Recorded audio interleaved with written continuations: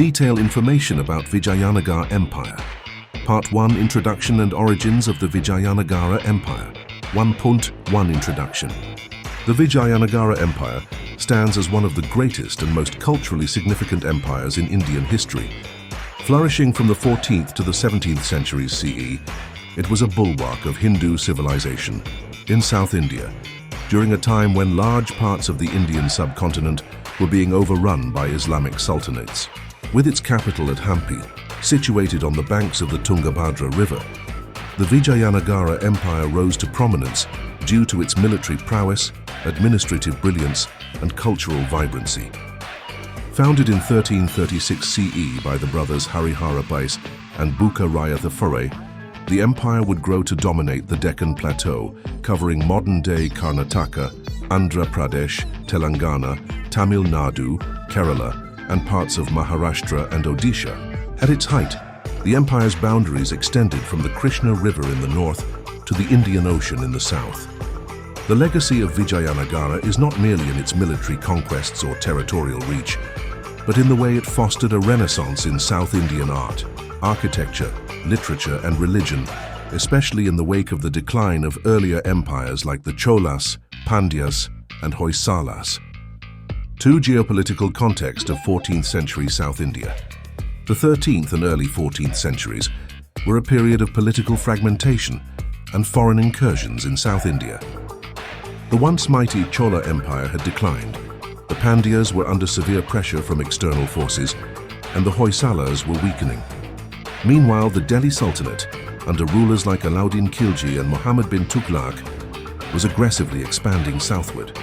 The invasion of the Khalji and Tughlaq armies led to the sacking of major South Indian cities, destruction of temples, and widespread instability. The religious and cultural fabric of South India, heavily reliant on Hindu institutions, was under threat. It was within this context of political disintegration and religious crisis that the Vijayanagara Empire emerged. 3 founders, Harihara Prince and Bukka Raya B, the 2 brothers, Harihara Phoon, also known as Haka, and Bukka Raya Phoon, are credited with founding the Vijayanagara Empire in 1336 CE. According to various historical sources and legends, they were originally commanders under the Kakatiya dynasty and later served in the administration of the Kampili kingdom. When the Delhi Sultanate destroyed Kampili in 1327 CE, the 2 brothers were taken to Delhi, where they were allegedly converted to Islam. However, after escaping or being released, they returned to the south, reconverted to Hinduism with the guidance of Vijayanagara, a prominent sage of the Sringeri Sharada Pitham, and laid the foundations of a new Hindu kingdom. This story, while partly legendary, highlights the deeply religious and ideological underpinnings of the Vijayanagara state. It was seen not only as a political entity, but as a restorer and protector of Hindu Dharma. Role of sage Vijayanagara. One of the most influential figures in the early development of the empire was Vijayanagara, a prominent spiritual leader and Advaita philosopher. As the head of the Sringeri Mata, Vijayanagara played a crucial role in guiding the new rulers in matters of governance, law, and religious policy. His presence lent spiritual legitimacy to the empire and helped connect it to the long tradition of Hindu spiritual and philosophical thought. The early Vijayanagara rulers actively promoted the teachings of the Advaita Vedanta school of philosophy, and Sringeri became a center of learning and culture, heavily patronized by the empire. Selection of Hampi as capital.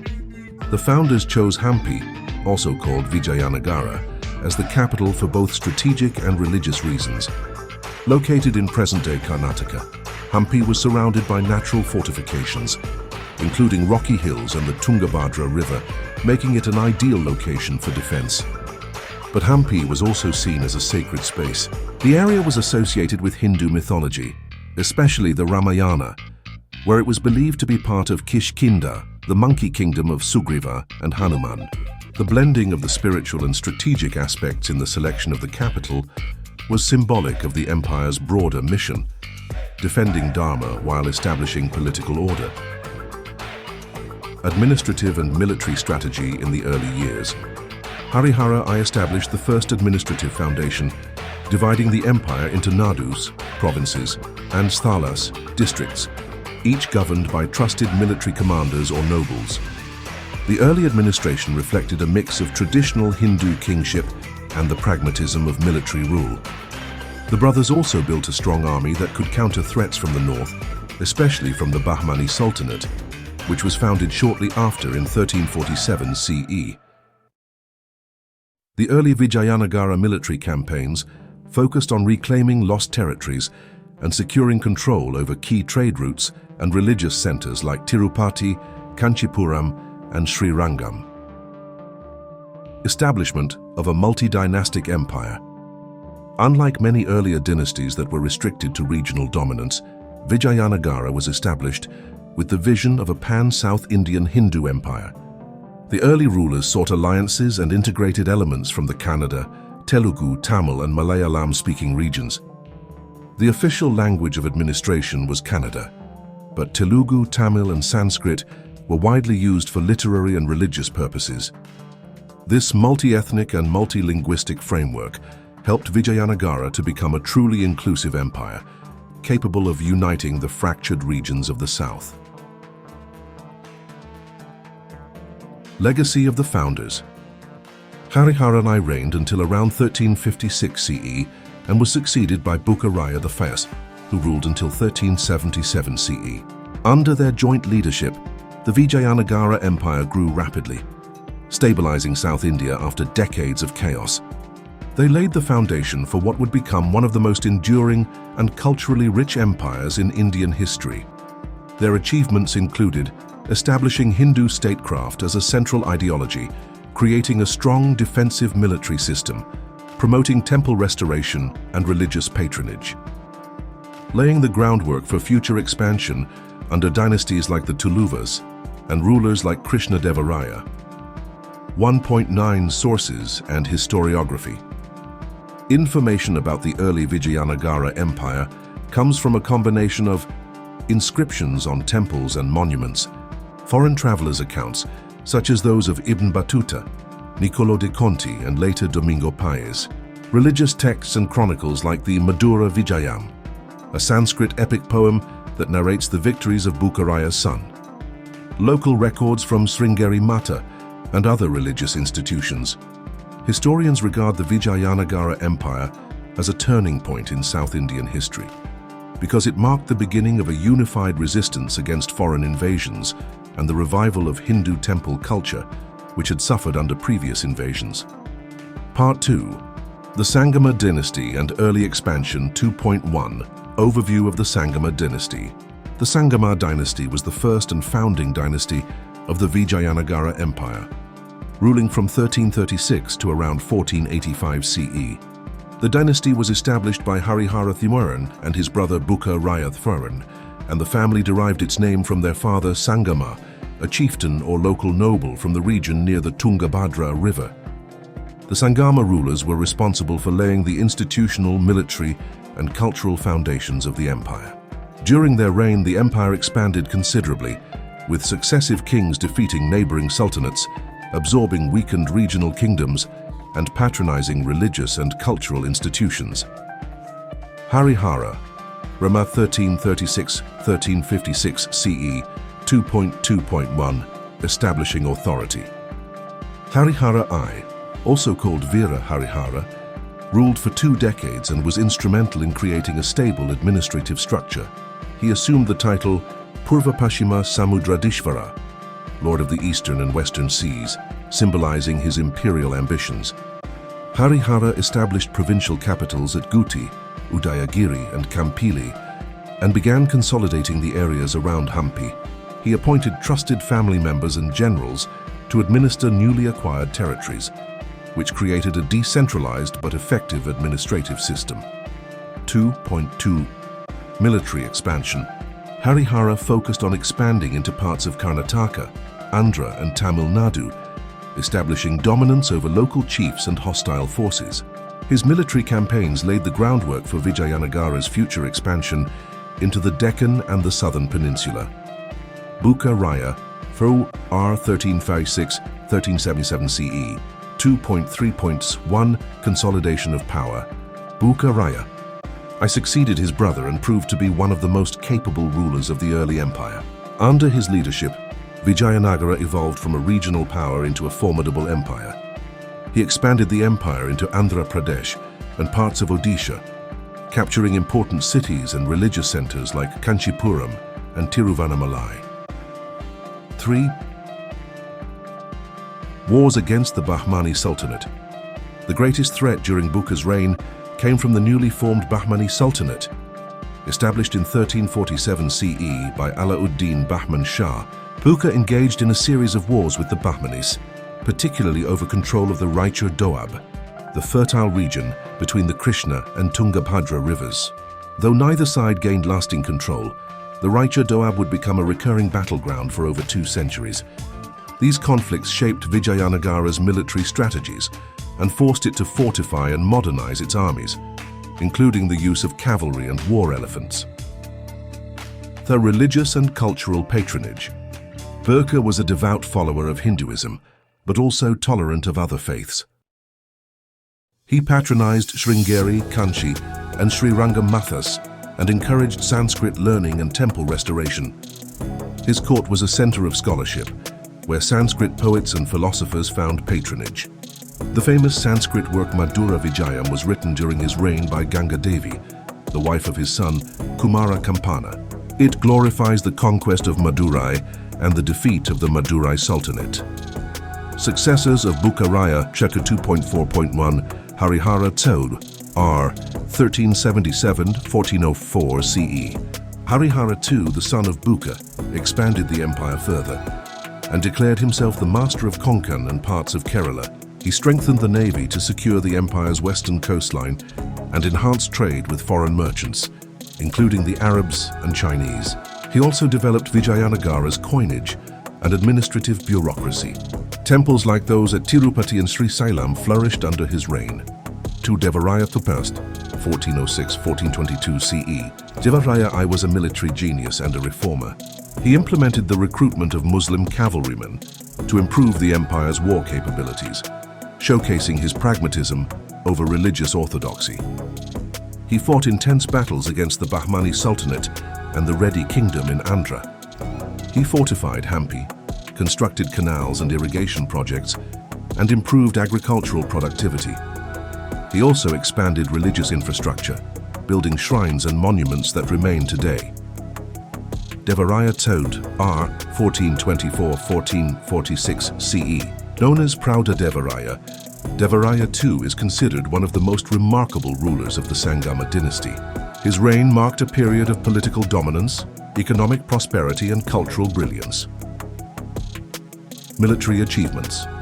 He defeated the Bahmani Sultanate multiple times and forced them into temporary submission.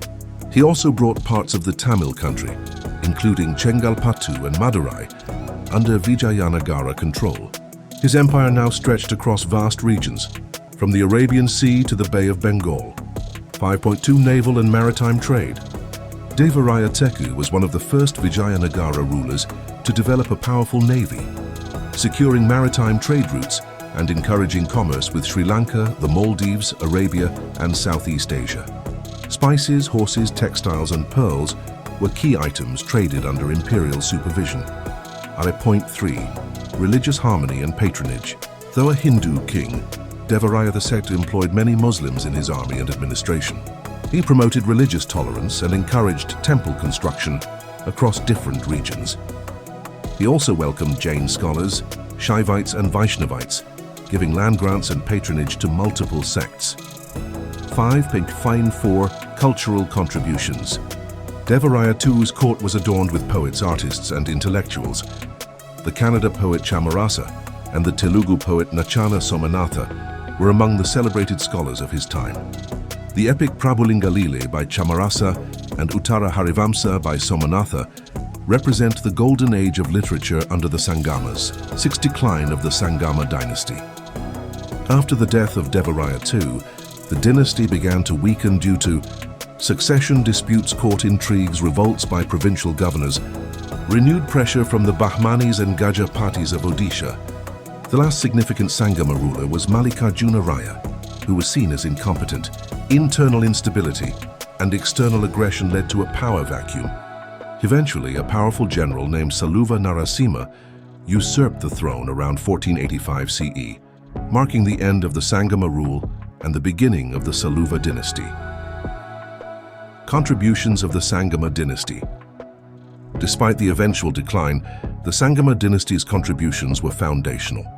Established Vijayanagara as a Hindu bastion in the face of Islamic expansion, restored and protected temples, shrines, and pilgrimage routes, laid the groundwork for economic and agricultural development, especially through irrigation, fostered a multi-religious, multilingual culture that would thrive under later dynasties, built fortifications, temples, bazaars, and administrative structures that turned Hampi into a thriving metropolis. Part 3. The Saluva and Tuluva dynasties, peak of imperial power 3, one transition from Sangama to Saluva dynasty.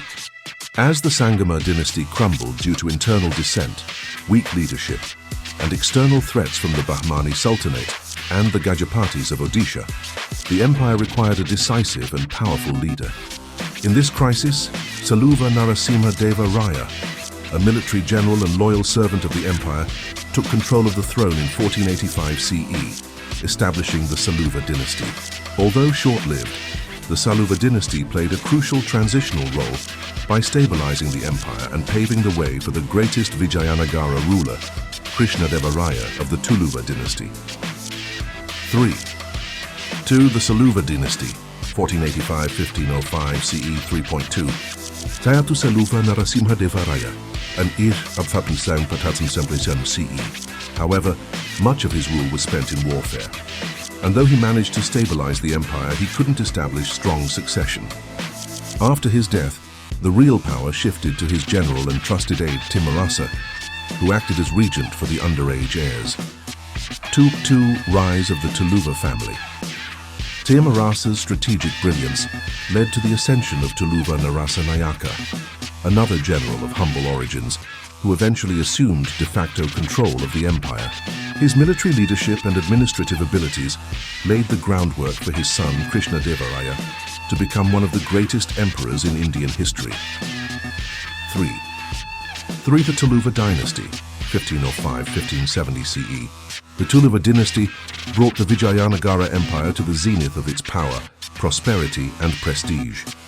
The dynasty originated from the Tulu-speaking region of coastal Karnataka, with military service as their background. Their rise signaled the emergence of a new pragmatic leadership class rooted in merit and military skill, rather than royal lineage alone. Hoist Tuluva Narasanayaka, in 1503 CE. His firm control ensured a smooth succession for his sons. 3.4. Krishnadevaraya, or 1509-1529 CE. 3.4.1. The Golden Age of Vijayanagara. Krishnadevaraya is universally regarded as the greatest ruler of the Vijayanagara Empire and one of the most accomplished monarchs in Indian history. His reign, 1509-1529 CE, marked the apex of territorial expansion, administrative reform, economic prosperity, and cultural flourishing.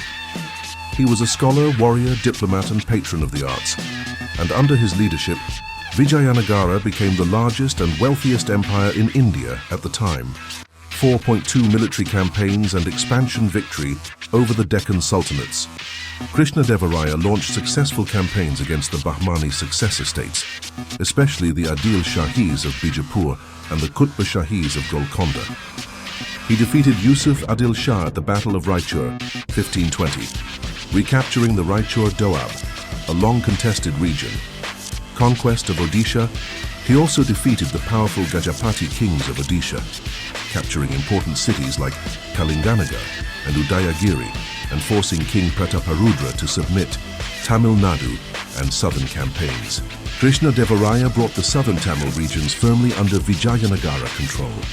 He suppressed revolts by the Chola and Pandya vassals and established imperial authority over Madurai, Tanjavur, and Rameswaram.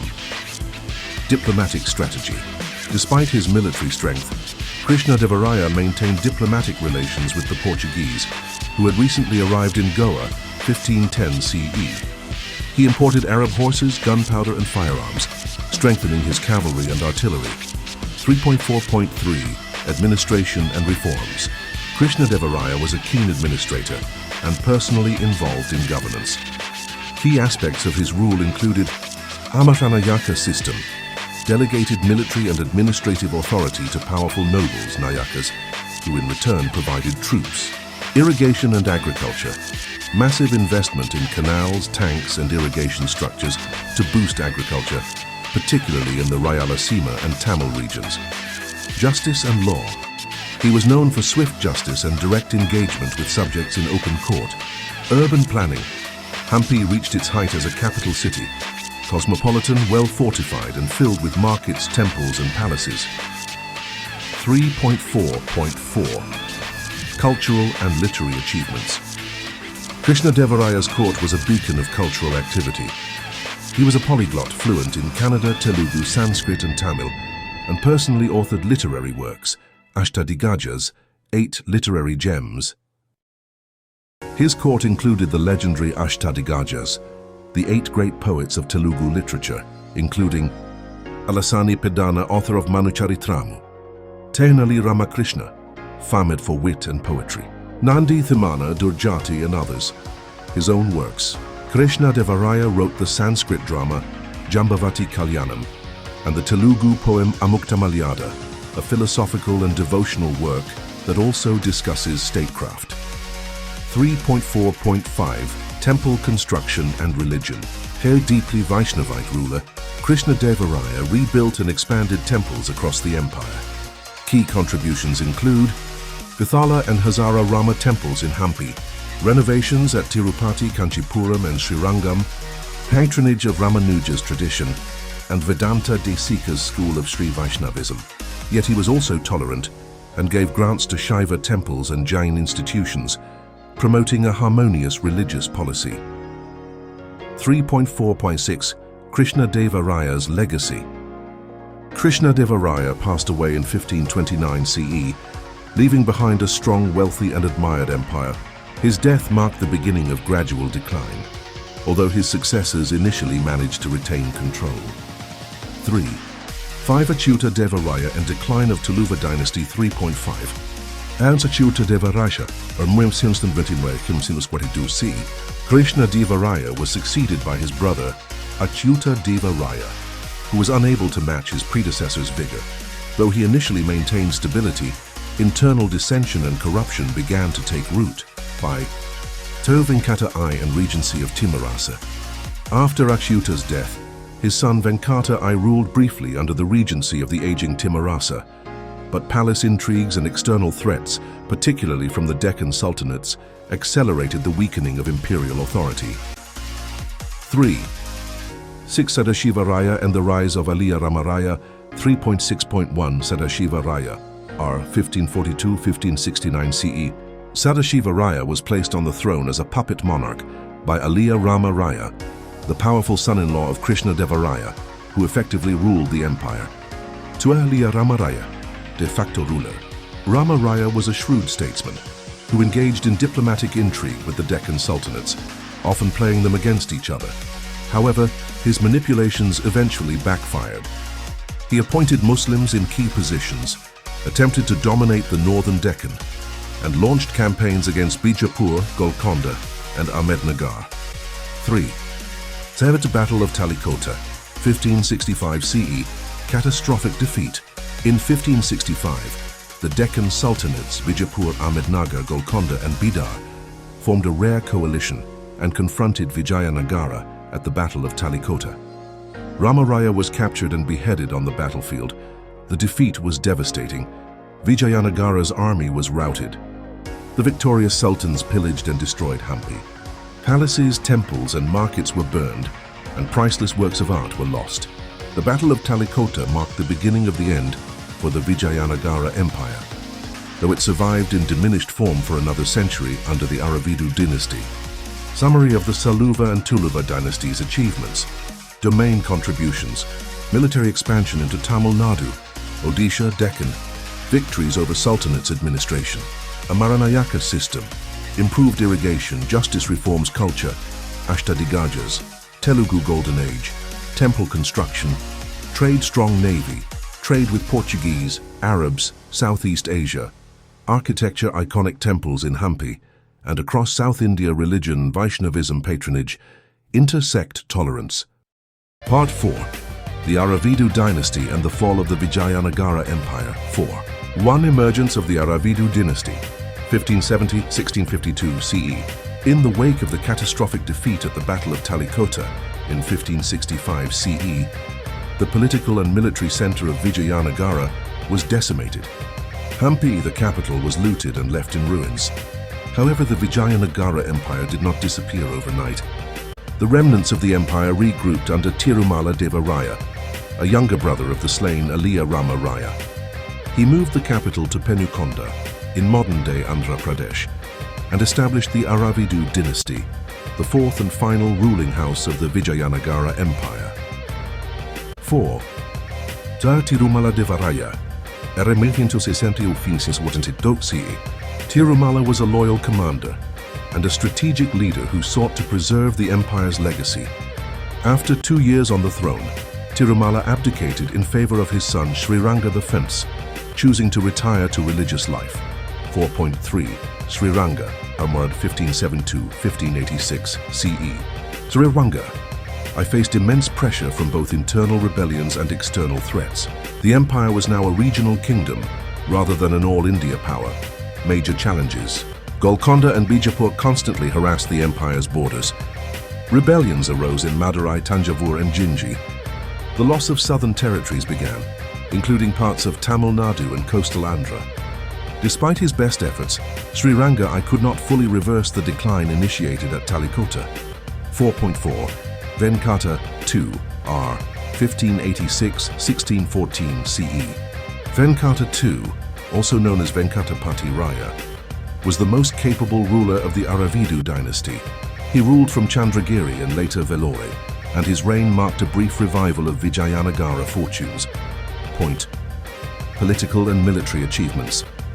Defended against attacks from Bijapur and Golconda, regained some control over Nellore, Madurai and Senji, Jinji. He maintained diplomatic relations with the Portuguese and the Dutch, who had established trading posts along the Coromandel coast. 4.4.2 Patronage of culture. Venkata II was a devout Vaishnavite and supported major temples at Tirupati, Kanchipuram and Srirangam. He patronized Sanskrit and Telugu poets and supported Brahmanical learning. Despite these efforts, cracks in imperial administration were widening, and provincial governors, Nayakas, began acting autonomously. 4.5 Decline and disintegration of the empire. After Venkata II's death in 1614, civil war and succession disputes broke out, weakening the central authority further. The final phase of the empire was marked by fragmentation and eventual collapse. Fern Sriranga II and the Vellore Revolt, 1614-1617 CE. His reign was brief and marred by infighting. A revolt in Vellore led by rival claimants ended with his assassination. 4.5. Krishnadevaraya and decline of central power. Ruled from 1620-1632, but his authority was limited to small regions. Regional chieftains like the Madurai Nayaks, Tanjavur Nayaks and Jinji Nayaks asserted independence. These Nayaka kingdoms retained the memory of Vijayanagara suzerainty, but operated independently in practice. 4.5. Thras end of effective rule, 1630-1652 CE. The last rulers of the Aravidu dynasty, Venkata III and Sriranga III, presided over an empire in name only. The Mughals, Marathas and European colonial powers began to dominate the Deccan and South India. Sriranga III died in obscurity in 1678 CE, marking the symbolic end of the Vijayanagara Empire. 4.6 Causes of Vijayanagara's fall. 4.6.1 Military overextension. Vijayanagara engaged in prolonged wars with the Deccan sultanates and Gajapati rulers. These wars drained the treasury and exhausted manpower. 6.2. Dependency on feudal nobles. The Amaranayaka system, which had initially ensured loyalty and military supply, led to feudal fragmentation.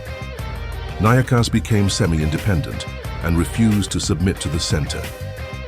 3. Religious and sectarian conflicts. Tensions arose between Vaishnavite and Shaivite groups, especially among the elite. Temple factions occasionally influenced court politics. 6. European colonial disruption. The arrival of the Portuguese, Dutch, English, and French changed South Indian trade dynamics. Vijayanagara lost its control over coastal trade routes, weakening its economic base. 16.5. The shock of Talikota. The massacre and destruction of Hampi in 1565 CE created a psychological and political rupture. The empire never recovered from the loss of its capital and prestige.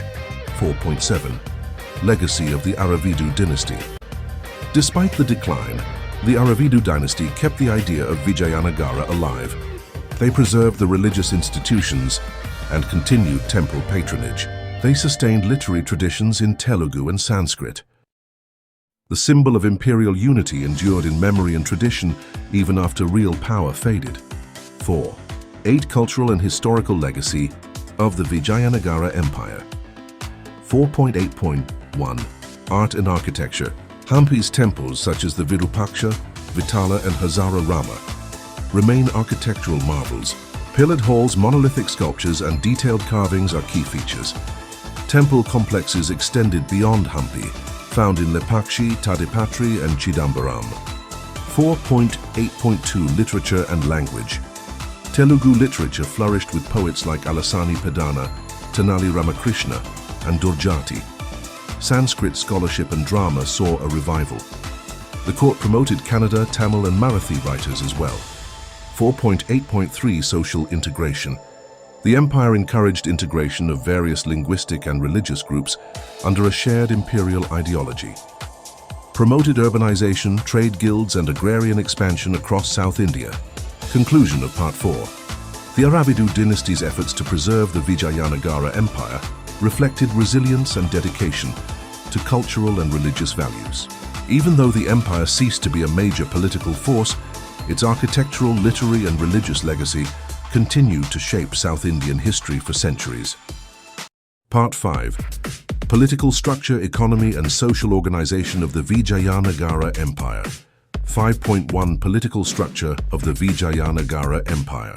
The Vijayanagara Empire was characterized by a well-organized and hierarchical administrative system that enabled it to govern a vast and culturally diverse territory efficiently. 1.1. Central administration. At the apex of the political system stood the emperor, known as the Raya. He held supreme authority over civil, military, judicial and religious matters. Key features. The emperor was often semi-divine in status. The court was grand and ceremonial, particularly under Krishnadevaraya. Ministers called amatyas aided the emperor in decision-making. 5.1.2. Council of Ministers.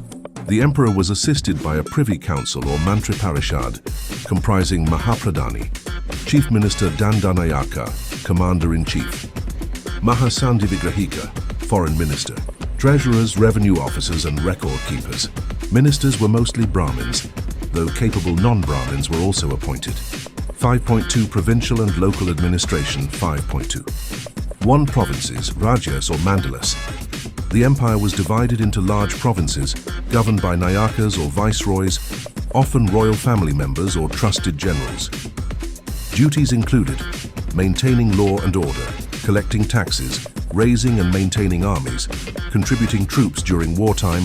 5.2.2. Districts and villages.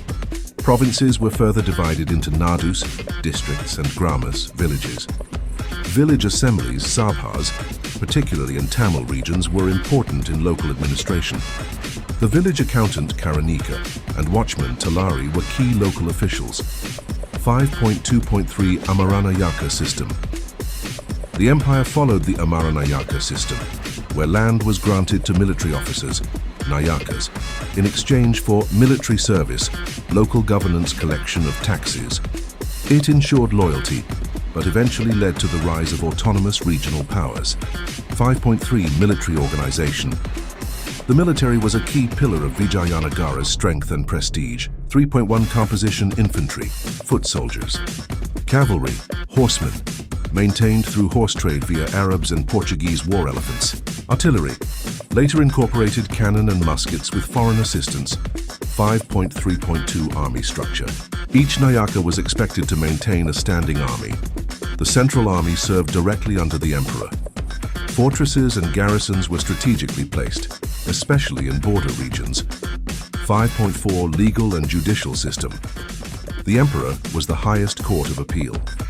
Local courts operated in villages and towns, often under Brahmin jurists.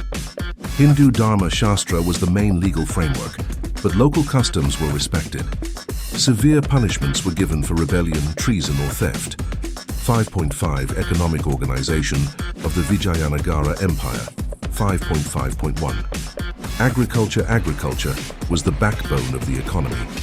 Major crops: rice, millets, cotton, sugarcane, and betel leaves. Irrigation was advanced, with tanks, canals, and dams like the Kamalapura tank near Hampi. Agricultural taxes formed the main revenue source.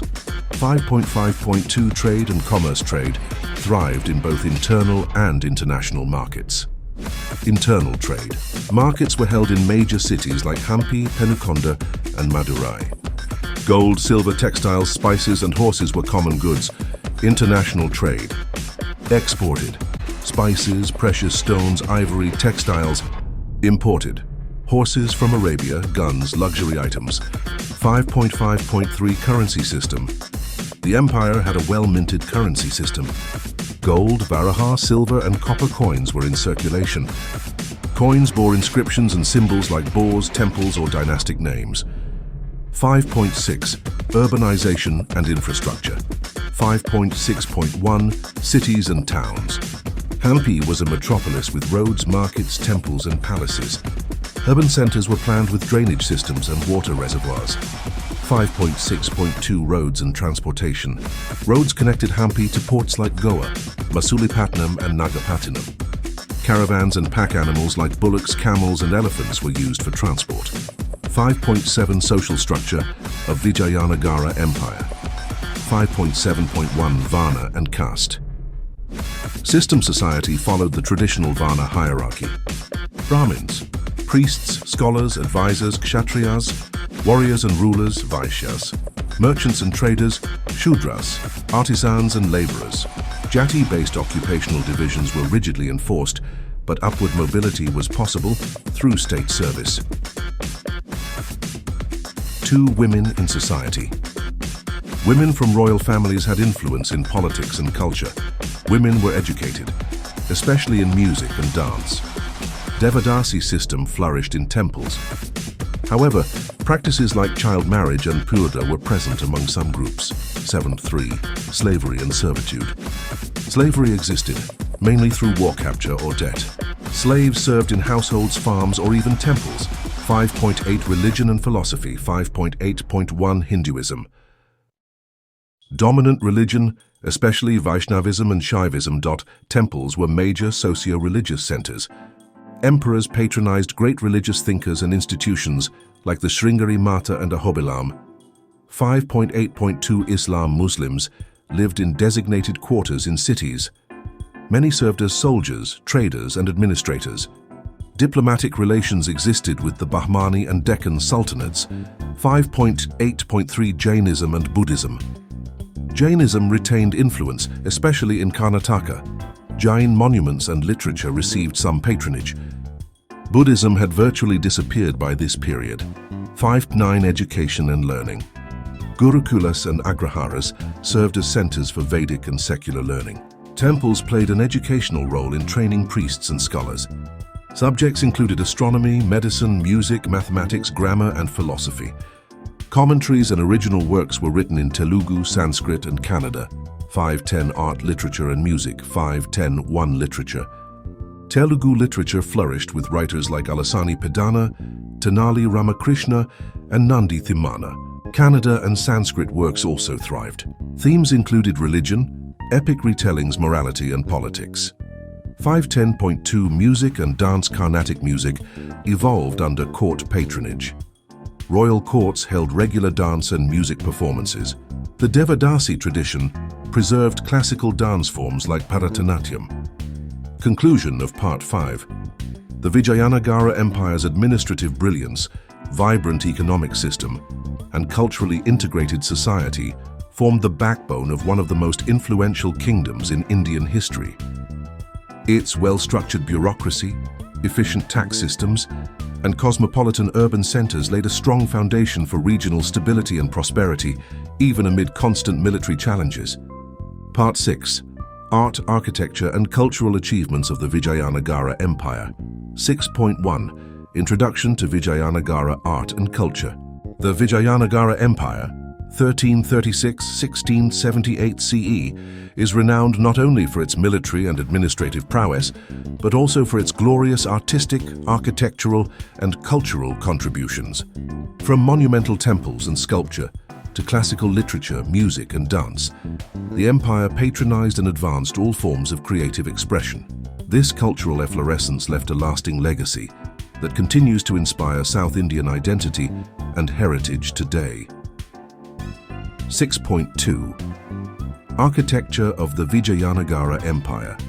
6.2.1. Key features of Vijayanagara architecture. Vijayanagara architecture represents a unique synthesis of Dravidian style, Chalukyan, Hoysala, and Pandya influences, along with newer military and Islamic elements. Key characteristics: use of granite and soapstone for durability, pyramidal gopurams, gateways, with ornate plaster decoration, pillared mandapas, halls and open-air pavilions, monolithic sculptures and yali, mythical creature pillars, use of stepwells, tanks and advanced water systems, military structures such as fort walls, watchtowers and moats. 6.3. Sacred architecture, temples and shrines. 6.3.1. Virupaksha. Temple, Hampi. Dedicated to Lord Shiva, Virupaksha, originally built by the Chalukyas and expanded by Vijayanagara rulers, features a giant 9-tier gopuram, murals and carvings. Still an active place of worship. 6.3.2. Vitala Temple Complex, Hampi, known for its musical pillars that emit notes when tapped, houses the iconic stone chariot, symbol of Karnataka tourism, richly carved mandapas and intricate friezes. 6.3.3. Hazara Rama Temple, private temple of the royal family. Walls depict scenes from the Ramayana in great detail. Beautiful bas-relief panels cover the outer walls. 6.3.4. Krishna Temple, built by Krishnadevaraya to commemorate the conquest of Udayagiri, features images of Balakrishna and ornate reliefs.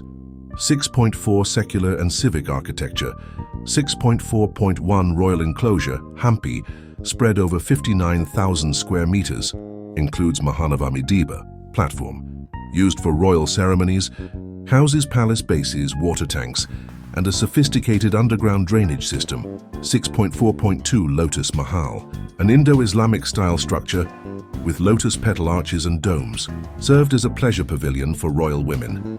6.4.3. Elephant stables, domed structure with 11 compartments for royal elephants. Showcases Islamic-style arches with ornate domes. 6.4.4. Queen's Bath, an enclosed bathing area with Indo-Islamic architectural features connected to aqueducts and pools.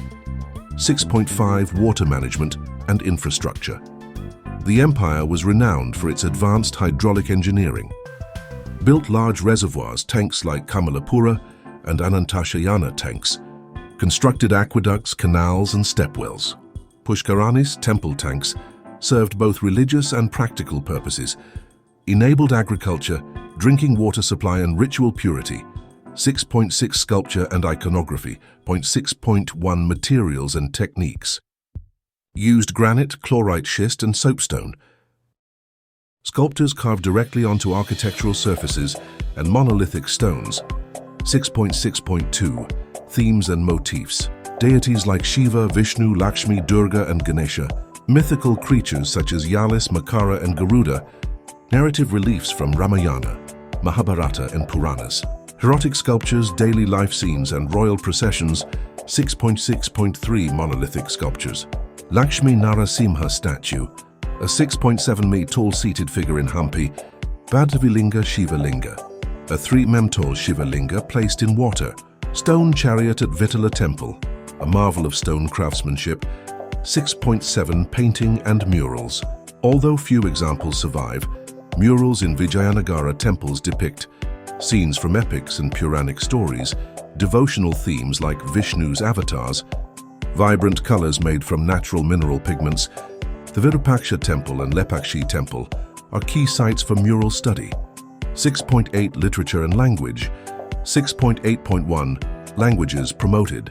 Telugu, the court language under Krishnadevaraya Kannada, used in administration and literature. Sanskrit, religious and philosophical works.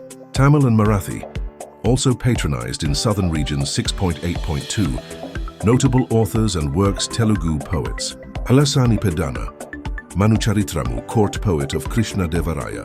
Tenali Ramakrishna, known for wit and scholarship. Torajati Nandi Thimana, members of Ashtadigajas, 8 poets, Kannada writers. Chamarasa, Prabhulinga Lile, a Veerashaiva work. Kumara Vyasa, Gadugina Bharata, Mahabharata in Kannada. Sanskrit scholars.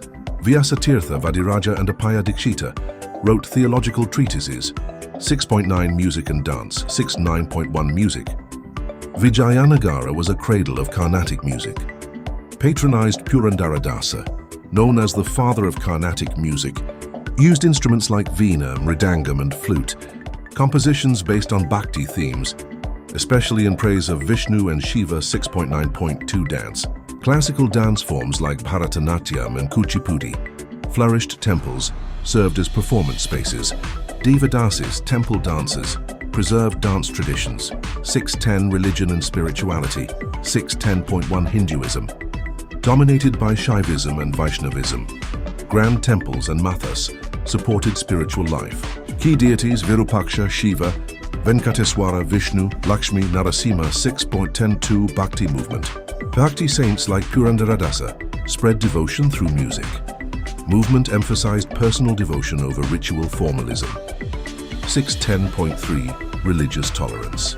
Muslims had designated quarters and sometimes held official roles. Jain and Buddhist relics were respected. Indo-Islamic architecture reflects interaction and coexistence. 6.11 Festivals and cultural practices. Mahanavami. Dussehra was the grandest festival, celebrated at the Mahanavami Dibba with royal parades, gifts and rituals. Other festivals included Deepavali, Ramanavami and Vaikunta Ekadashi. Dance, music, chariot processions and court gatherings were part of the festivities. 6.2 Cultural exchange and legacy. 6.12.1 Interaction with foreigners. Travelers like Niccolo de Conti, Domingo Pais and Abdul Razak described a cosmopolitan and vibrant culture. Foreigners marveled at temple festivals, court ceremonies, and the empire's wealth. 6.12.2 Legacy. Vijayanagara's temples, literature, music, and art deeply influenced South Indian culture. Hampi's ruins are now a UNESCO World Heritage Site. Inspired later kingdoms like the Nayaks of Madurai and Tanjavur. Conclusion of Part 6. The Vijayanagara Empire nurtured a golden age of cultural achievement. Its temples, art, literature, and music created a rich legacy of South Indian civilization. Even after its political decline, its aesthetic, religious, and literary values continued to shape Indian culture for centuries. Part 7. Foreign Relations, Trade and Contacts with the World. 7.1 Introduction. The Vijayanagara Empire was not only a dominant land power, but also an economic and diplomatic player, with far-reaching foreign relations. Its maritime trade, contacts with Islamic kingdoms, and ties with European merchants made it a significant hub of global commerce and culture during the medieval period. This section explores the empire's relations with regional powers and its role in long-distance trade networks. 7.2 Foreign Policy and Geopolitical Strategy. 7.2.1 Defensive Diplomacy. The primary foreign policy aim of Vijayanagara rulers was to defend Hindu kingdoms from Islamic expansion, maintain territorial integrity in the Deccan, use diplomatic marriages, vassalage, and military coalitions. 7.2.2 Buffer zones and client states. Maintained alliances or subjugated smaller kingdoms like Kaladi, Tuluva Coast, and Madurai Nayaks. Used Nayaka rulers to administer peripheral regions and create a buffer against enemies. 7.3 Relations with Deccan sultanates. The Vijayanagara Empire shared a complex and fluctuating relationship with the 5 Deccan sultanates: Bijapur, Ahmadnagar, Golconda, Bidar, and Berar. 3. Alliances and rivalries. engaged in both diplomatic treaties and fierce wars, occasionally allied with one sultanate to weaken another, used marriages and emissaries to manage relationships. 7.3.2 Military conflicts, continuous warfare over Raichur Doab. The Battle of Talikota 1565 was a key turning point where the Deccan sultanates united to defeat Vijayanagara. 7.4 Relations with South Indian kingdoms. 7.4.1 Nayaka states. Nayakas of Madurai, Thanjavur and Jinji were subordinates functioned as regional governors with military responsibilities. After 1565, many Nayakas became independent powers. 7.4.2 Kerala and the Zamorin's maintained trade and sometimes competed for control of spice routes. Religious diplomacy with temples like Guruvayur and Sabarimala. 7.5 Maritime trade and sea power. 7.5.1 Strategic ports. Vijayanagara controlled several key ports. Mangalore, Patkal, Honavar, West Coast. Pulicat, Machilipatnam, Nagapattinam, East Coast. These served as nodes for Arab, Persian, Chinese and later Portuguese trade. 9.2 Exported goods. Spices, pepper, cardamom, textiles, cotton, silk, precious stones and pearls. Elephants, sandalwood, iron, steel, notably wood steel. 7.5.3 Imported goods, horses from Arabia and Central Asia. Luxury items, porcelain, perfumes and fine fabrics. Firearms and gunpowder. Later period. 7.5.4 Naval activity. While not a major naval power, they maintained a fleet to protect merchant ships, collaborated with coastal Nayakas and local chieftains for sea control. 7.6 Relations with the Portuguese. 7.6.1 Arrival of the Portuguese. First Portuguese contact with Vijayanagara occurred during Krishnadevaraya's reign, 1509. Domingo Paes, a Portuguese traveler, provided vivid accounts of court life and commerce. 7.6.2 Trade agreements. Portuguese supplied Arabian horses, spices and firearms. In return, they received textiles, rice and access to spice-producing zones. Vijayanagara depended heavily on horse imports for cavalry. 7.6.3 Strategic value. Portuguese assisted Vijayanagara in checking Bijapur and Golconda's maritime expansion, built temporary alliances through embassies and military cooperation. 7.7 Arab and Persian trade links. Arab traders had long been involved in Malabar and Konkan coast trade, brought luxury goods, horses and Islamic cultural elements. Many settled in towns like Batkal and Honavar. 7.8 Relations with the Ming dynasty, China. Though limited, some ceramic and silk trade occurred between Vijayanagara and China. Chinese wares found in Hampi suggest cultural exchange via sea trade routes. 7.9 Contacts with Southeast Asia. Some evidence of contact with Java, Sumatra and Sri Lanka. Exchange of ideas, coins and luxury goods. Tamil merchants from the empire were active in Southeast Asian ports. 7.10 Foreign visitors and accounts. 7.10 San Niccolò de Conti, Italy. Visited during early Vijayanagara years, wrote of temples, wealth and military might. 7.10 Sara Domingo Paes and Fernão Nunes, Portugal. Visited during Krishnadevaraya's rule. Described bustling markets, massive city, religious tolerance and prosperity. 7.10 Thris Abdur Razak, Persia. Ambassador from the Timurid court, awestruck by the richness of the capital, called it one of the greatest cities in the world. 7-11 Coinage and foreign exchange. Coins were issued in gold, varaha, silver and copper, featured Hindu iconography like Lakshmi and Vishnu, used by both local and foreign traders. Foreign coins such as Persian, Roman and Chinese currencies have been found in trade ports. 7.12 Impact on global trade. Vijayanagara acted as a major exporter of Indian goods, especially textiles, spices, and gemstones. Connected interior kingdoms with global maritime networks, served as a cultural mediator between Islamic West Asia and Hindu Southeast Asia. 7.13 Decline of foreign influence post-Talikota. After 1565, decline in central authority reduced diplomatic outreach. Nayaka states maintained limited foreign ties. European powers, especially Dutch and British, gradually replaced older networks. Conclusion of Part 7. The Vijayanagara Empire was far from an insular state. It actively participated in global trade, formed strategic alliances, and engaged with distant cultures. The legacy of its commercial and diplomatic activities is still visible in port cities, foreign accounts, and archaeological remains. These interactions enriched its own civilization and left an imprint on the broader world. Part 8. Society, Social Structure and Daily Life in the Vijayanagara Empire.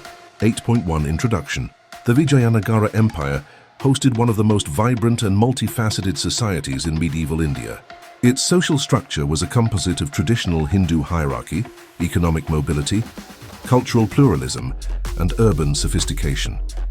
From kings to commoners, saints to merchants, every social group had its place, responsibilities, and privileges within the broader imperial framework. 8. 2. The Varna system and caste hierarchy. 8.2.1 Brahmins held high social status, managed temples, education, astrology, and rituals, served as advisors to kings and nayakas. Many were granted agraharas, tax-free villages.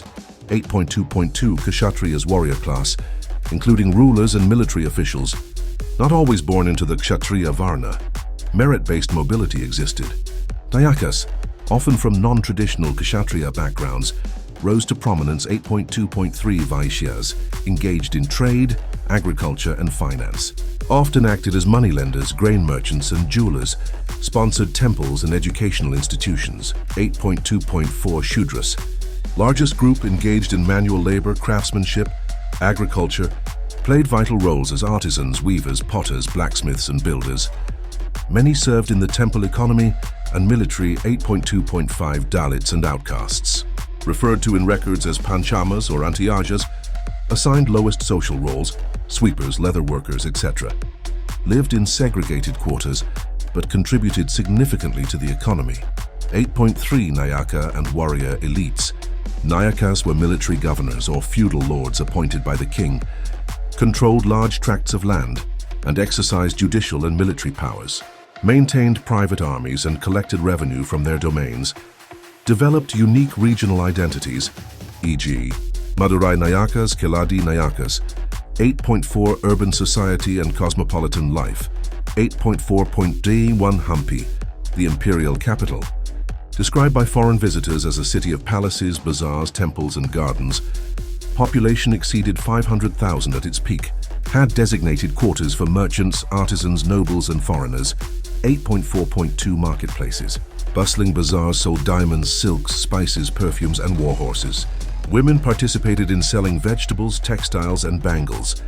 Each craft had its own guilds and market spaces. 8.4.3 Foreign quarters. Arab, Persian, Portuguese, and even Chinese traders had neighborhoods. These groups maintained their own customs, but interacted with locals. 8.5 Village life and agrarian society. 8.5.1 Land ownership. Land was the main source of wealth and revenue, owned by kings, temples, Brahmins, and Nayakas. Villagers farmed on royally gifted lands, amaram, or hereditary plots. 8.5.2 Agricultural practices. Used tanks, canals, and dams for irrigation. Crops included rice, millets, cotton, sugarcane, and betel leaves. Coconut and areca nut farming was prevalent in coastal belts.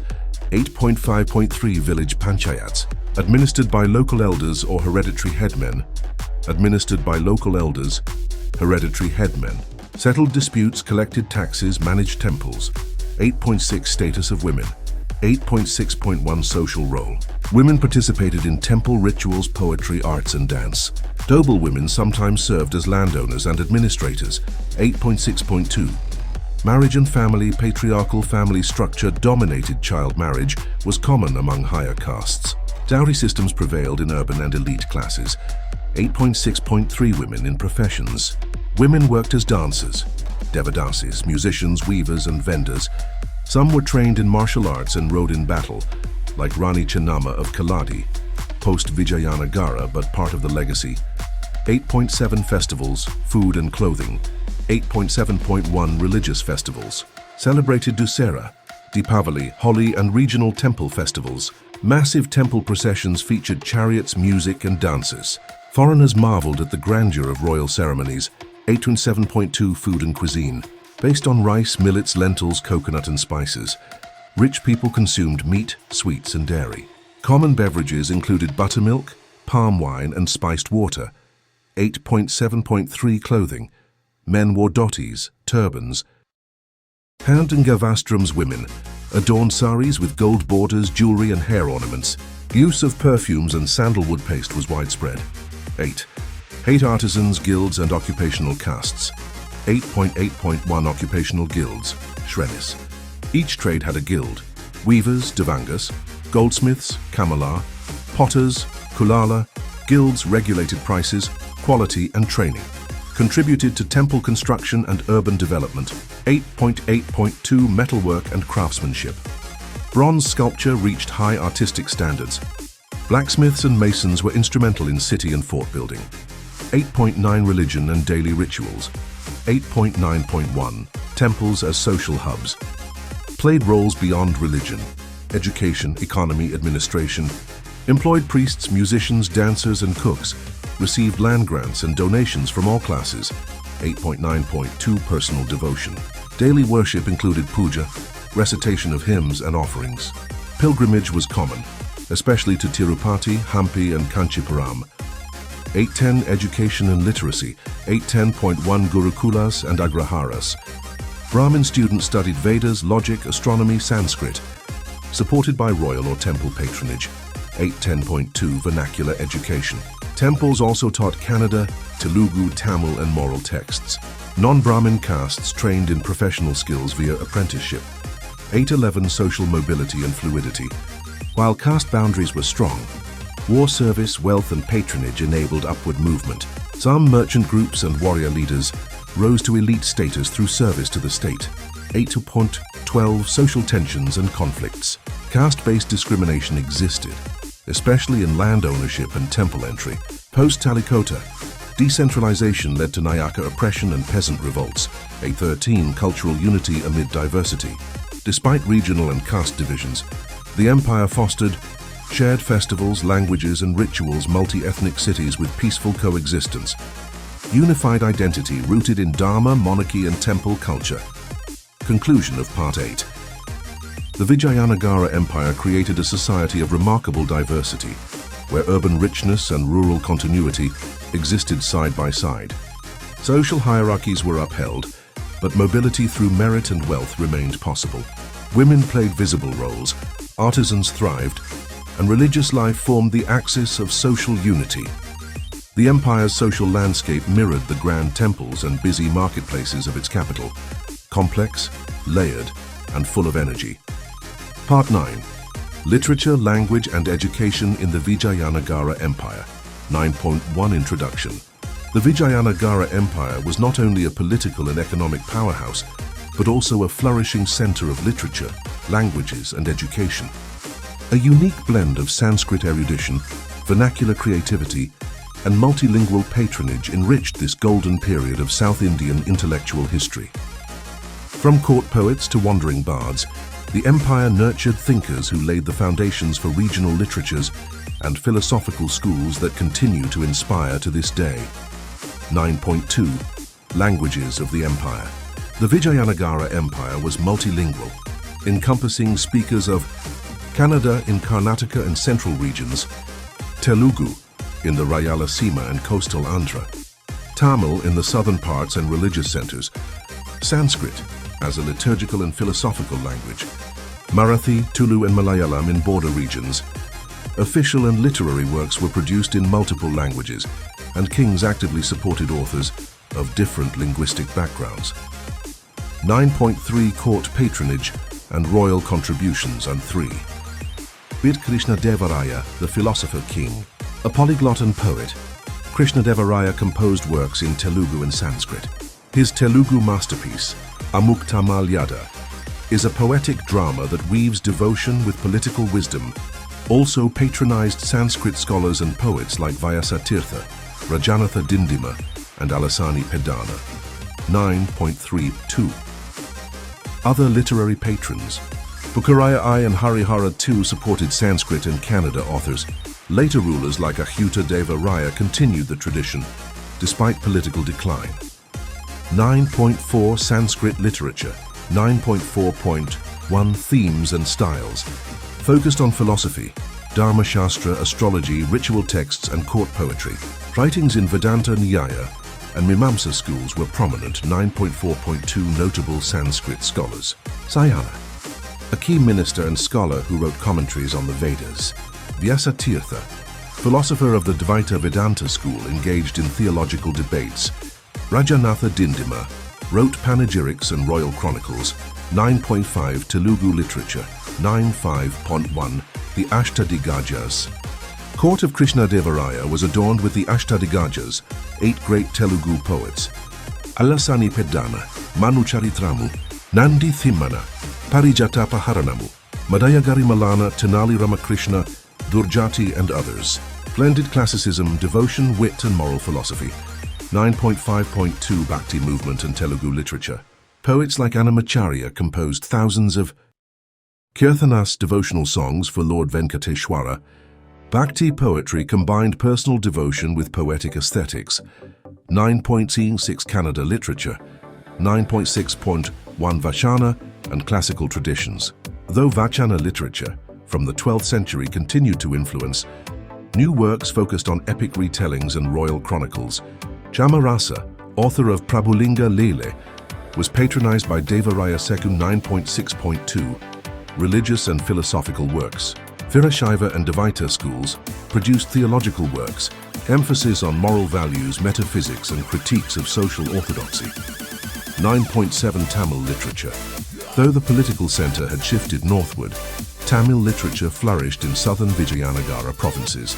Works on Shaiva and Vaishnava devotion, temple rituals, and ethical treatises. Kamban's Ramayana remained influential. 9.8 Malayalam and Tulu traditions. Malayalam works in the south continued temple-centered poetry and local legends. Tulu, spoken in coastal Karnataka, had strong oral traditions and ritual dramas, like Puta Kola during this time. 9.9 Education system in Vijayanagara. 9.1 Temple and Matha-based education. Temples acted as centers of learning, particularly for Brahmin students. Subjects included Vedas and Vedangas, Sanskrit grammar and poetics, mathematics, logic, Nyaya, astrology, Jyotisha. 9.9.2 Agraharas and Gurukulas.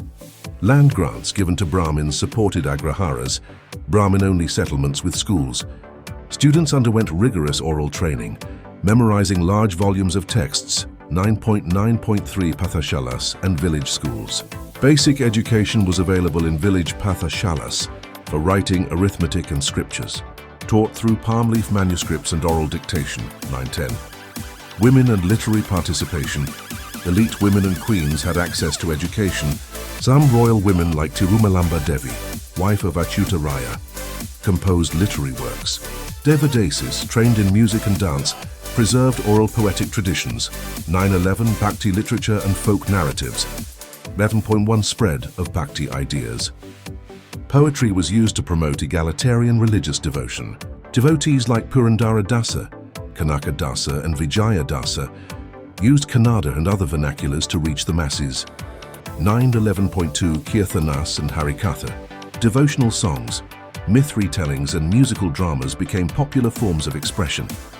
Encouraged religious synthesis and accessible spiritual philosophy. 9.12 Libraries and preservation of knowledge. Royal courts and temples maintained manuscript libraries. Palm leaf manuscripts were inscribed with precision and stored in wooden chests. Commentaries and copies of ancient texts were actively commissioned. 9.13 Scientific and technical literature. Texts on astronomy, medicine, Ayurveda, architecture, Vastu Shastra were produced and copied. Manuals for temple construction, fortification, and urban planning were circulated among architects. 9.14 Cultural exchanges through language. Contact with foreign merchants and envoys brought new words into vernaculars. Portuguese terms entered coastal dialects. Multilingual environment fostered translation projects between Sanskrit, Telugu, and Kannada. 9.15 Literary legacy of the empire influenced later periods in Andhra, Karnataka, and Tamil Nadu, promoted a blend of classical structure and regional idioms. Many compositions from this era are still recited in temples and homes today. Conclusion of Part 9. The Vijayanagara Empire left behind a literary heritage of unparalleled richness. Its multilingual court, combined with deep religious and philosophical currents, gave rise to literary masterpieces that transcended time. Through poetry, philosophy, folklore, and devotion, it created a vibrant intellectual culture that educated minds, moved hearts, and shaped the language traditions of southern India for centuries to come. Part 10. Administration, Economy, and Revenue Systems of the Vijayanagara Empire. 10.1 Introduction. The success of the Vijayanagara Empire was underpinned by its highly organized administrative structure, vibrant economy, and efficient revenue system. With a vast territory stretching from the Tungabhadra to the Kaveri, and at times reaching the Krishna and even Godavari rivers, the empire required a robust framework to govern its people, manage its resources, and maintain internal stability. This part explores in detail the administrative divisions, taxation systems, economic activities, trade networks, coinage, and the roles of both central and local institutions. 10.2 Central Administration. 10.2.1 Monarchy and King's Role. The Vijayanagara Empire was a hereditary monarchy, with the king as the supreme authority. He was the head of the state, army, judiciary, and religion. Kings were considered representatives of Dharma and often linked their legitimacy to divine sanction. 10.2 Two Council of Ministers, Mantri Parishad, assisted the king in CFO. Governance key members included Mahapradhani, Prime Minister; Dandanayaka, Commander-in-Chief; Amatya, Finance Minister; Senadipati, Military Affairs; Rajguru, Spiritual Advisor; Astra Pradhani, Defense and Arms. These ministers often came from noble families and sometimes from military elites or religious institutions. 10.3 Administrative Divisions. 10.3.1 Empire's Structure. The empire was divided into multiple levels. Level name example: Winarajya, Province; Chandragiri, Penukonda Tuvishaya, District Hampi; Madurai Trinadu, Sub-District; Nellore Nadu, Forgrama, Village, Basic Unit of Administration. Each unit had its own officers and officials responsible for governance, revenue collection, law and order, and military duties. 10.4 Provincial and Local Governance. 10.4 Nayaka System. Military chiefs called Nayakas were granted land in exchange for military service. These were often hereditary holdings, but they owed allegiance and tax to the emperor. Nayakas maintained local law and order, collected taxes, provided troops during wars.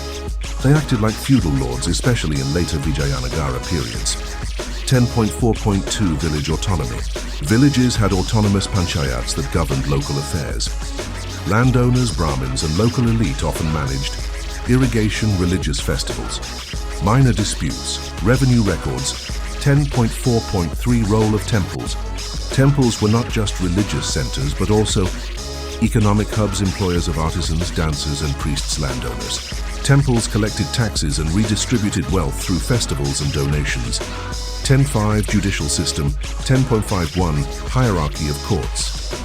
The king was the supreme judge. Local courts handled civil and criminal cases. Brahmin councils settled Hindu law-related matters. 10.5.2 Punishments and Legal Procedures. Fines, mutilation, and death sentences were used based on severity. Dharma Shastra guided legal principles.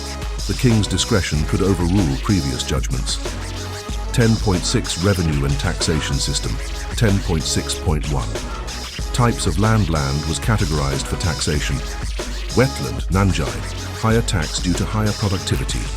Dry land, Punjai, garden lands and plantations. Ainam lands, tax-exempt donations to Brahmins and temples. 10.6.2 Taxes collected. Land tax, Kar, major source of income, collected either in cash or kind.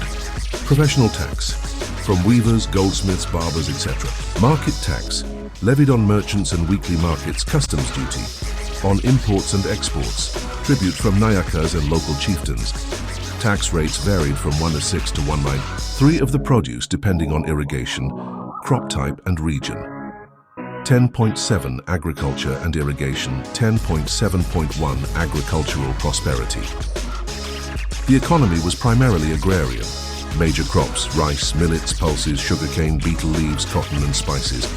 Supported by wells, canals, tanks, kir, and dams. 10.7.2 Large-scale irrigation works. Famous tanks like Kamalapura tank in Hampi. Emphasis on tank building to ensure year-round agriculture.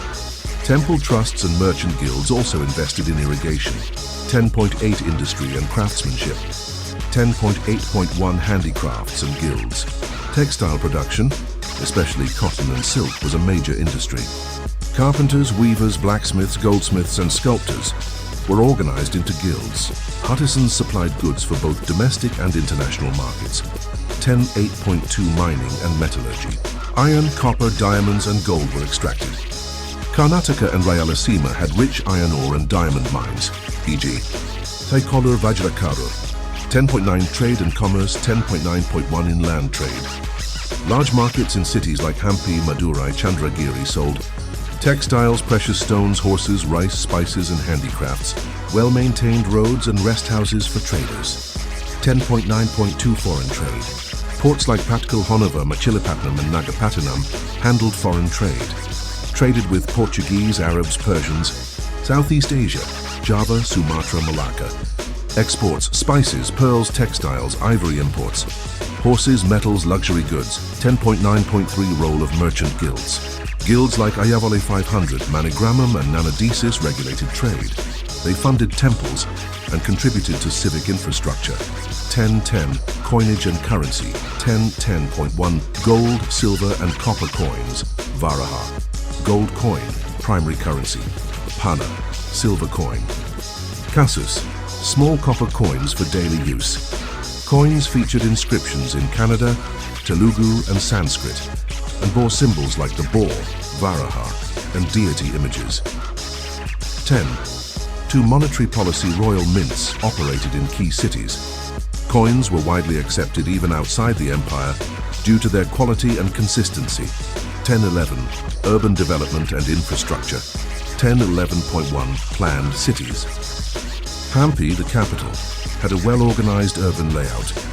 Markets, residential quarters, military zones, water supply systems, fortifications. 10.11.2 Forts and roads. Forts built with interlocking stones, moats. Watchtowers. Roads connected capitals with provinces, secured for trade and military movement. 10.12 Military and economic linkage. Military chiefs were allotted land, a maram system instead of salaries. Horses were heavily imported from Persia and Arabia for cavalry. Arms and armor industry was supported by state funding. 10.13 Challenges and corruption. As the empire expanded, local lords grew more autonomous. Revenue leakages increased due to corruption and misreporting. During the later period, the system weakened, leading to financial strain and administrative inefficiency. 10.14 Comparison with other empires. Empire revenue system. Key features: Vijayanagara land-based tax. Nayaka system temple-based economy. Local autonomy. Delhi Sultanate Iqtidari system centralized control with Muslim nobles. Mughal Empire Mansabdari and Zapti standardized land measurement and cash economy. Vijayanagara's system was semi-feudal but flexible, integrating Hindu traditions with administrative innovations. Conclusion of Part 10. The Vijayanagara Empire's administration was a fine balance of central authority and local autonomy, guided by an intricate web of military, religious, and economic institutions. Its revenue system efficiently harnessed the agricultural wealth of the land, while trade and artisan production fueled an emerging commercial society. Despite internal challenges, the Vijayanagara administrative and economic system laid the groundwork for the rich socio-economic fabric of South India for centuries. Part 11. Foreign relations, diplomacy and warfare of the Vijayanagara Empire. 11.1 Introduction.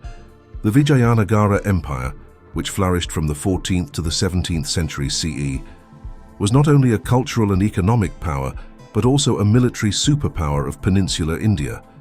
Its foreign policy and military engagements shaped the political geography of South India for over 3 centuries. This part explores the empire's diplomatic engagements, military structure, defense strategies, and interactions with neighboring kingdoms, sultanates, and foreign traders. 11.2. Geopolitical setting. The empire rose in a politically fragmented landscape, following the decline of the Yadavas, Hoysalas, Kakatiyas, and the Delhi Sultanate's southern ambitions. Surrounded by powerful Deccan sultanates in the north and diverse local chieftains in the south, the Vijayanagara rulers had to balance diplomacy with military might to preserve their sovereignty and expand their influence. 11.3. Relations with Deccan sultanates. 11.3.1. Bahmani Sultanate. The Bahmani Sultanate was Vijayanagara's principal rival in the 14th and 15th centuries. Frequent wars occurred over control of the Raichur Doab, fertile land between Krishna and Tungabhadra rivers, fortresses like Mudgal, Adoni and Kurnool. 11.3.2. Shift after Bahmani fragmentation. Post-1518, the Bahmani Sultanate broke into five: Bijapur, Golconda, Ahmadnagar, Bidar, Berar. Vijayanagara now faced multiple adversaries and engaged in both alliances and hostilities with them. 11.3. Battle of Talikota, 1565. Alliance of Deccan Sultanates crushed Vijayanagara forces under Aliya Rama Raya, marked the downfall of the imperial capital, though some regional rulers continued for decades. 11.4. Relations with southern kingdoms. 11.4.1. Pandya and Chola territories. Absorbed into the Vijayanagara Empire during the early expansion under Harihara Farm and Bukharaya for 11.4.2. Madurai Sultanate, a short-lived Muslim kingdom in Tamil Nadu. Vijayanagara under Kampana II, son of Bukka, defeated them and established direct rule. 11.4.3. Travancore and Kerala region maintained tributary relations with rulers of Quilon, Venad and Cochin, controlled spice trade routes and ports intermittently. 11.4.4. Tulu Nadu and coastal Karnataka. Naval presence in Mangalore, Bhatkal and Honavar ensured dominance over coastal trade. 11.5. Maritime and foreign relations. 11.5.1. Trade relations with Arabs and Persians. Arab traders were important allies. Horses were imported through ports like Goa, Bhatkal and Honavar. Arab merchants served as military suppliers and economic intermediaries. 11.5.2. Interaction with the Portuguese. First contact, 1498. Arrival of Vasco da Gama.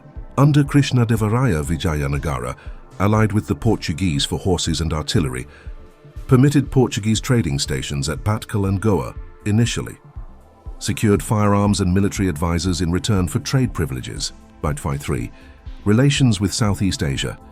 Indirect trade links with Malacca, Java, Sumatra, and the Thai kingdoms. Textiles, ivory, and spices were exported in exchange for perfumes, dyes, and gems. 11.6. Diplomatic missions and embassies. 11.6.1. Ambassadors and envoys. Vijayanagara sent and received diplomatic envoys from Persia, Portugal, and Arabian states. Diplomatic gifts included horses, gold coins, spices, and textiles. Inscriptions mention envoys being honored with titles and gifts. 11.6.2. Foreign visitors accounts. Abdul Razak, Persian envoy, described Hampi as a city such as the eye has not seen. Domingo Paes and Fernão Nunes, Portuguese travelers, praised the empire's administrative order. Military discipline, wealth and architecture. 11.7. Military organization and strategy. 11.7.1. Fourfold military division. 1. Infantry, Pada Sena, large but lightly armed. 2. Cavalry, Ashwa Sena, elite and imported horses from Persia and Arabia. 3. Elephant Corps, Gaha Sena, used to break enemy formations. 4. Chariot force, Ratha Sena, declined over time but used in rituals. 7.2. Forts and garrisons. Key forts, Chandragiri, Penukonda, Jinji, Mudgal, Adoni. Forts had double walls, moats, granaries. Strategic positioning on hilltops or riversides. 11.7.3. Weaponry and artillery.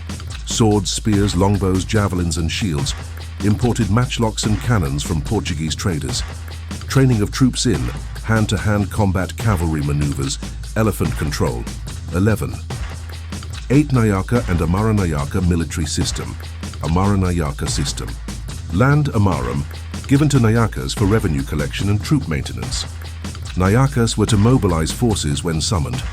Similar to the feudal lords of Europe benefits, decentralized military logistics, local defense ensured by Nayakas' drawbacks. Some Nayakas grew too powerful. In later years, internal rebellions weakened central authority. 11.9 Naval strength and coastal defense. 11.9.1 Maritime fleet maintained small but effective navy for patrolling ports, preventing piracy, escorting merchant ships. 11.9.2 Naval trade defense protected ports like Nagapattinam, Puducherry, Patkal. Engaged in minor conflicts with rival coastal powers and pirates. 11.10 Espionage and internal security. The spies, called patels or vetis, were appointed to monitor enemy movements, watch over officials and Nayakas report discontent or corruption. Espionage extended even to foreign embassies and ports. 11.11 Military campaigns and notable battles. 11.11.1 Early expansion. Harihara and Buka conquered territories of Hoysalas, Cholas and Madurai Sultanate.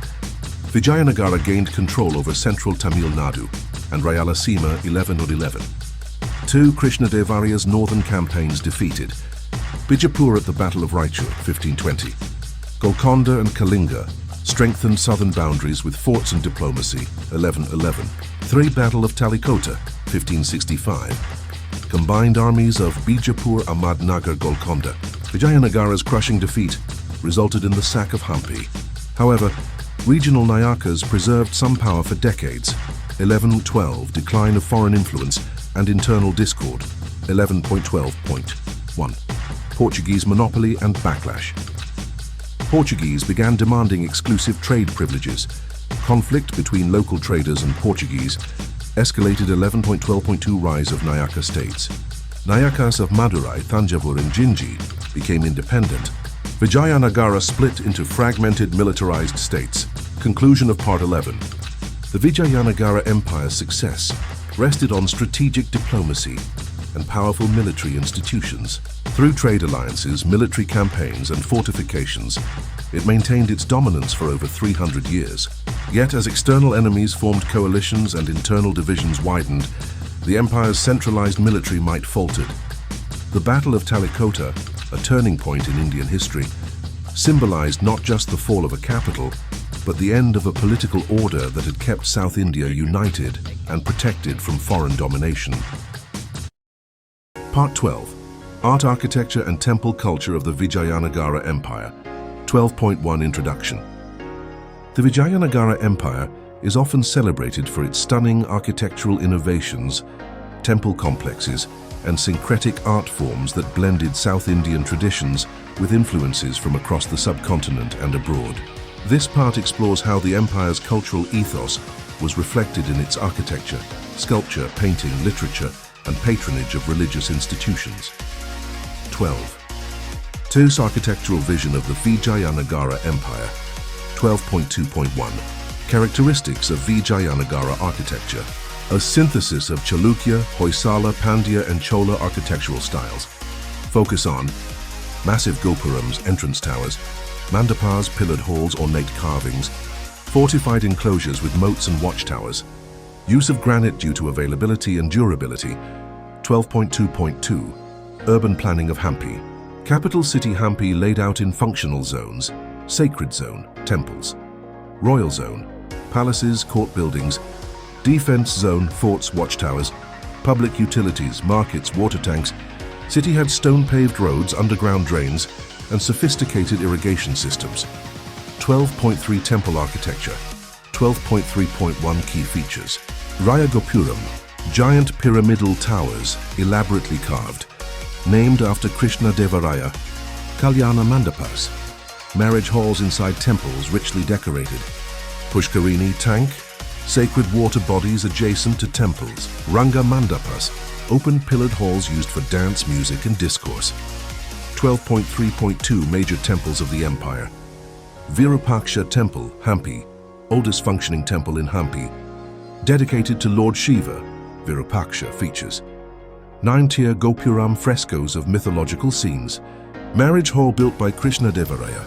Vittala Temple Complex, Hampi, known for the musical stone pillars, contains iconic stone chariot large mandapas, intricate sculptures of gods, dancers and celestial beings.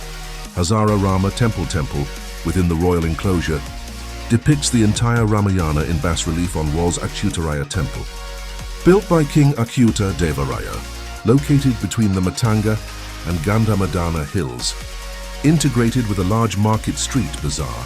12.4 Palace architecture and secular monuments.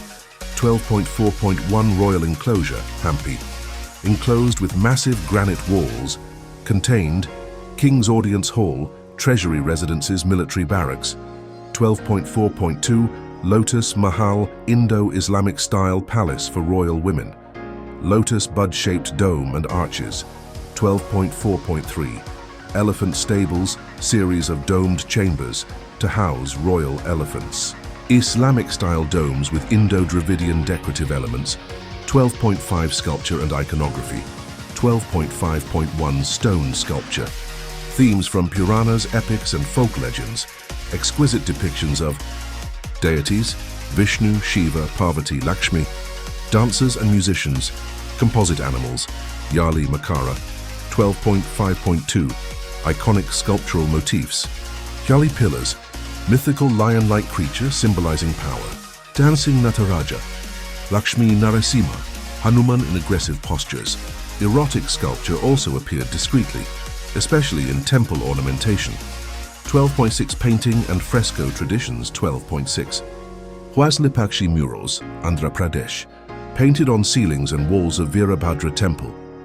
Subjects include Ramayana scenes, depictions of gods, musicians, dancers. Techniques, natural dyes, stylized human figures with almond-shaped eyes.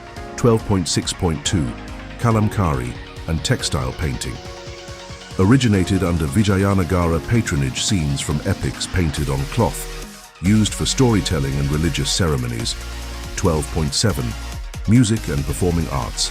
12.7.1 Temple music and instruments. Music integral to temple worship instruments. Veena, Mridangam, flute, Nadaswaram. 12.7 2 Haridasa movement and bhakti music, led by saints like Purandara Dasa and Kanaka Dasa. Composed Devaranamas in Canada. Purandara Dasa regarded as the father of Carnatic music. 12.7.3 Natya and dance traditions, patronized classical dance forms. Bharatanatyam, Yakshagana. Court performances included Devadasis, temple dances. 12.8 Literature and patronage. 12.8.1 Kannada literature. Harihara I, Devaraya II, and Krishnadevaraya supported Kannada poets. Chamarasa wrote Prabhulinga Lili. Kumara Vyasa translated Mahabharata in Kannada. Karnata Bharata Kathamanjari. 12.8.2 Telugu literature reached golden age under Krishnadevaraya. He authored Amukta Malyada in Telugu. Tenali Ramakrishna, Alasani Pedana and Bhattumurti flourished. 12.8.3 Sanskrit and Tamil works. Works in Vyakarana, grammar, Shastra and Kavya. Commentaries on Smritis, Dharma Shastra and Advaita Vedanta. 12.9 Religious culture and syncretism. 12.9.1 Shaivism and Vaishnavism. Temples built for both Shiva and Vishnu devotion to Virupaksha, form of Shiva, Venkateshwara, form of Vishnu. 12.9.2 Patronage of Mathas. Sankara Mathas and Vaishnava Mats received royal grants, encouraged Advaita, Dvaita and Visishtadvaita traditions. 12.9.3 Jaina and Islamic cultural elements. Some Jain temples were restored or supported. Indo-Islamic features in Lotus Mahal elephant stables and arches show tolerance. 12. 10 Craft, metalwork and decorative arts. 12.10 Bronze sculpture. Small-scale bronze icons for domestic and temple use. Lost wax technique used lifelike features and smooth finish. 12.10.2 Metal coins, gold and copper coins minted. Coins bore names of rulers, deity images, Balakrishna, Hanuman, Lakshmi. 12.10.3 Jewels and ornaments. Ornate royal crowns, earrings, necklaces, jewelry motifs found in temple carvings. Extensive use of rubies, diamonds and pearls. 1211 artisans and guilds, Asthapathis architects, Silpis sculptors, Rupakars painters and Suvarnakars goldsmiths worked in guilds. Guilds often received land grants, temple commissions. Some artists migrated from Tamil Nadu and Deccan due to Vijayanagara's patronage. 1212 influence on later South Indian culture. 1212.1 Nayaka temples. Successor states like Madurai Nayakas and Thanjavur Nayakas copied Vijayanagara-style continuation of mandapas with intricate ceilings, decorative gopurams, temple street planning. 12.12.2 Art in modern Karnataka and Andhra. Modern-day art in Hampi, Bellary, Tirupati continues to reflect Vijayanagara motifs. Tourist sites and temple festivals often revive historical art forms. Conclusion of Part 12. The Vijayanagara Empire was not just a political force, but a civilizational beacon, whose art, architecture, music and literature left an indelible mark on South Indian culture. Its grand temples, sophisticated sculptures and literary achievements reflect a society deeply rooted in tradition, yet open to external influences. The ruins of Hampi today stand as a testament to a bygone era of aesthetic splendor and cultural integration. Part 13. Economy, Trade and Commerce of the Vijayanagara Empire. 13.1. 1. Introduction. The Vijayanagara Empire was not only a cultural and military powerhouse, but also a thriving economic entity. Its economy was built on a foundation of agriculture, internal trade, international commerce, and skilled craftsmanship. This part examines how the empire sustained and expanded its economic activities across South India and abroad. 13.2 Economic Foundations. 13.2.1 Agrarian Base. Agriculture was the primary occupation and economic backbone. Major crops: rice, millet, pulses, sugarcane, cotton, betel nuts, spices, pepper, cardamom, turmeric. Intensive irrigation using tanks, kuntas, canals and check dams. Sophisticated water distribution systems, e.g.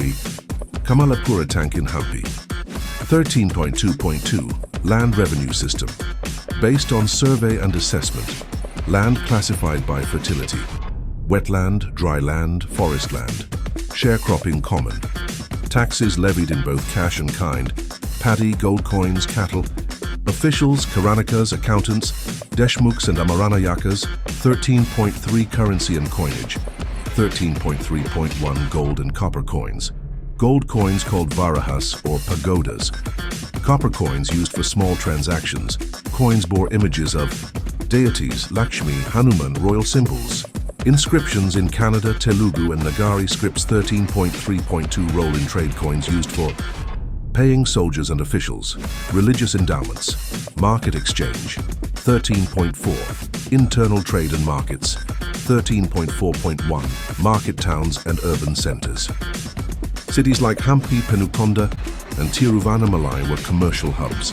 Weekly and annual fairs, Santi and Jatra, were common special markets. Horse market, textile market, spice and perfume bazaar. 13.4.2 Trade commodities: grains, ghee, jaggery salt, cloth, ornaments, animal products, horses, elephants. 13.4.3 Transportation. Bullock carts, camels, elephants used inland roads constructed with way stations and toll posts. Roads often connected temples and trade centers. 13.5 Foreign trade and overseas commerce. 13.5.1 Ports and maritime trade. Key ports: Bhatkal, Honavar, Mangalore and Nagapattinam. Coastal trade extended to Persia, Arabia, East Africa, Sri Lanka, Maldives, Southeast Asia. Goods traded: exports, spices, textiles, precious stones. Imports: horses, silk, porcelain, perfumes. 13.5.2 Trade relations with foreigners. Active trade with Portuguese, Goa, Calicut Arabs via Red Sea Chinese during Ming Dynasty. Portuguese sources describe Hampi's bazaars brimming with luxury items. 13.5.3 Horses and military trade. Horse trade was critical due to reliance on cavalry. Imported mainly from Arabia, Persia. Portuguese held ports: Goa, Diu. 30.6 Guilds and merchant communities. 13.6.1 Merchant guilds, Serenis. Organized into powerful groups such as Ayavole 500 Manigramam, regulated prices, quality, and taxes, provided protection to caravans, donations to temples, 13.6.2. Chettis and Komatis Chettis, wealthy Tamil-speaking merchants. Komatis, Telugu-speaking trading caste, controlled wholesale markets. Money lending and temple endowments, 13.6.3 artisan guilds. Goldsmiths, weavers, sculptors formed their own guilds. Received royal patronage and land grants, 13.7. Textile and craft industries, 13.7.1. Weaving and dyeing cotton and silk textiles, famous across Asia. Centers, Kolamandalam, Bellary, Tirupati dyes extracted from indigo turmeric, lac 13.7.2. Jewelry and metalcraft, high-quality gold and silver jewelry.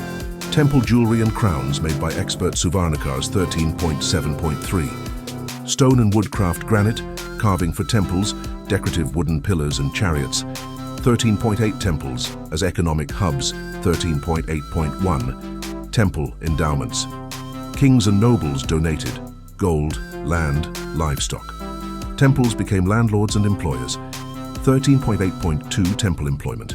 Employed priests, dancers, musicians, gardeners, cooks, guards, 13.8.3. Economic role, collected rents, invested in grain banks, acted as centers for artisan activity and education, 13.9. Economic policies and administration, 13.9.1. Royal control. Emperor controlled minting, foreign trade policy, and customs officials regulated. Weights and measures, price control in bazaars, 13.9.2. Taxation system. Taxes on agriculture, artisan production trade, entry taxes, customs duties, 13.9.3. Amaranayaka system. Military officers granted land, amaram, to collect taxes, had to maintain a contingent of soldiers, 1310. Decline of economic prosperity, 1310. 1. Over-dependence on imports, especially horses, artillery, made them vulnerable to naval powers like the Portuguese, 1310. Third Battle of Talikota, 1565. After defeat, Hampi was plundered, temples, markets destroyed, long-term economic stagnation followed. Conclusion of Part 13. The Vijayanagara Empire sustained a vibrant and complex economy, integrating local industries with global markets. The network of agriculture, temple patronage, craft guilds and seaborne trade allowed it to become a commercial powerhouse in medieval South India. The ruins of Hampi and the wealth of historical accounts testify to an age of prosperity that was tragically disrupted by war and collapse. Part 14. Foreign relations, diplomacy and warfare of the Vijayanagara Empire. 14.1. Introduction. The Vijayanagara Empire, positioned at the crossroads of South Indian politics and global maritime trade, developed a multifaceted foreign policy combining diplomacy, warfare, and strategic alliances. Its military prowess was legendary, and its kings were known for engaging in both defensive and expansionist campaigns. This section explores the complex web of external relations, international diplomacy, and military traditions of the empire. 14.2. Diplomatic philosophy and strategy. 14.2.1. Foundation of policy. Dharmic kingship. Diplomacy rooted in dharma, righteousness, and rajadharma, duty of a ruler. Foreign policy aimed at securing religious and cultural autonomy, preserving trade routes and ports, maintaining a balance between Hindu states and Islamic sultanates. 14.2.2. Key features. Aggressive pragmatism in northern borders. Tolerant and trade-focused diplomacy with foreigners. Skillful use of marriage alliances, gifts and ambassadors. 14.3. Relations with Deccan sultanates. 14.3.1. Bahmani Sultanate rivalry. Since the empire's foundation. Frequent wars over Raichur Doab. Major battles. Battle of Mudgal, mid-15th century. Krishna Tungabhadra region skirmishes. 14.3.2. Fragmentation and the Five Sultanates. Post-1518, Bahmani broke into Bijapur, Golconda, Ahmadnagar, Bidar, Berar. Vijayanagara followed divide and rule, playing sultanates against one another. 14.3. First Battle of Talikota, 1565. A united front of all five sultanates, Vijayanagara's forces decisively defeated. Hampi ransacked, signaling imperial decline. 14.4 Relations with the Portuguese and European powers. 14.4.1 Arrival of the Portuguese, 1498. Vasco da Gama's landing at Calicut changed the power dynamics. Vijayanagara saw an opportunity to counterbalance Muslim port cities. 14.4.2 Commercial and military alliances. Under Krishnadevaraya, established trade pacts with the Portuguese. Portuguese supplied Arab horses, cannons and firearms. Naval support. 14.4.3 Missionary engagements. Jesuit missions allowed in South India. No large-scale conversions, but religious tolerance was maintained. 14.5 Maritime and Southeast Asian connections. 14.5.1 Trade with Sri Lanka and Maldives. Regular commerce in pearls, cinnamon, elephants. Cultural ties through temples and diplomacy. 14.5.2 Diplomatic engagements with Southeast Asia. Trade and religious links with Majapahit, Java, Ayutthaya, Thailand. Vijayanagara's Hindu influence seen in art, language and rituals abroad.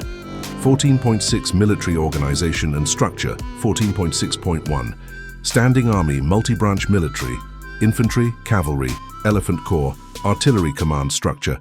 Nayakas led regional forces. Emperor served as supreme commander. 14.6.2 Recruitment and training soldiers recruited from peasantry, tribal warriors, mercenaries. Foreign experts employed, e.g. Turkish gunners, Portuguese engineers. 14.6.3 The role of Nayakas. Feudal lords given lands Amaram in return for military support. Mobilized thousands of troops during campaigns. 14.7 Weapons, fortifications and military technology. 14.7.1 Weapons used bows, spears, swords, shields, iron maces, war hammers. Firearms and cannons introduced in late 15th century. 14.7.2 Elephants and cavalry war elephants, crucial for breaking enemy lines. Cavalry, fast-moving, crucial for raids and flanking. 14.7.3 Fortresses and city defense. Massive forts with moats, bastions, multiple gates.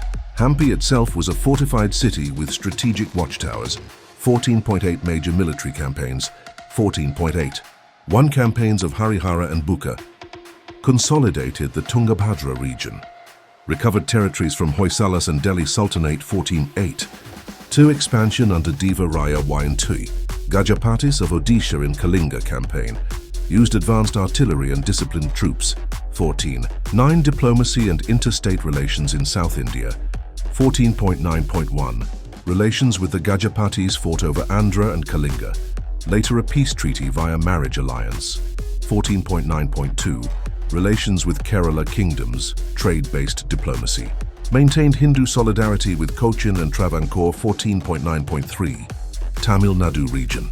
Intermittent conflict and alliance with Madurai Nayaks. Supported temple reconstruction and patronage in the region. 14.10 Cultural diplomacy and soft power. 14.10 Temple construction. Abroad. Vijayanagara artisans invited by foreign kings, temples and idols gifted to Southeast Asian rulers. 14.10.2 Patronage of scholars. Scholars from Gujarat, Bengal, Kashmir, hosted in the royal court, attracted pilgrims, traders and artists from across India. 14.10.3 Language and influence. Sanskrit and Telugu, used in diplomatic inscriptions. Spread of Vijayanagara's Dravidian temple architecture seen abroad. 14.11 Naval engagement and coastal defense. 14.11.1 Port control and piracy, naval patrols to protect. Pearl fisheries, merchant ships, fort pirates and rogue Zamorans. 14.11.2 Dockyards and shipbuilding. Docks at Patkal, Honavar. Used large wooden ships, Patama, Doni, Perthane. 12 of decline of military power and diplomacy. 14.12.1 Pre-Talikota weaknesses, fragmented Nayaka control. Over-reliance on foreign cavalry imports. 14.12.2 Aftermath of Talikota capital destroyed. Vijayanagara kings became puppets in Penukonda and Chandragiri. 14.12.3 Rise of successor states. Nayakas of Madurai, Jinji, Tanjore became de facto independent, continuing some traditions. Conclusion of Part 14. The Vijayanagara Empire's approach to foreign relations and warfare was dynamic, adaptive, and deeply strategic. It masterfully navigated a political landscape that included rival sultanates, European traders, South Indian kingdoms, and overseas allies. Though its military downfall was catastrophic, its legacy in diplomacy and defense influenced South Indian politics for centuries. Part 15: Social Structure and Daily Life in the Vijayanagara Empire. 15.1 Introduction. The Vijayanagara Empire was not just a political powerhouse, but also a vibrant civilizational entity. The daily life of its people reflected a rich blend of tradition, local culture, and imperial order.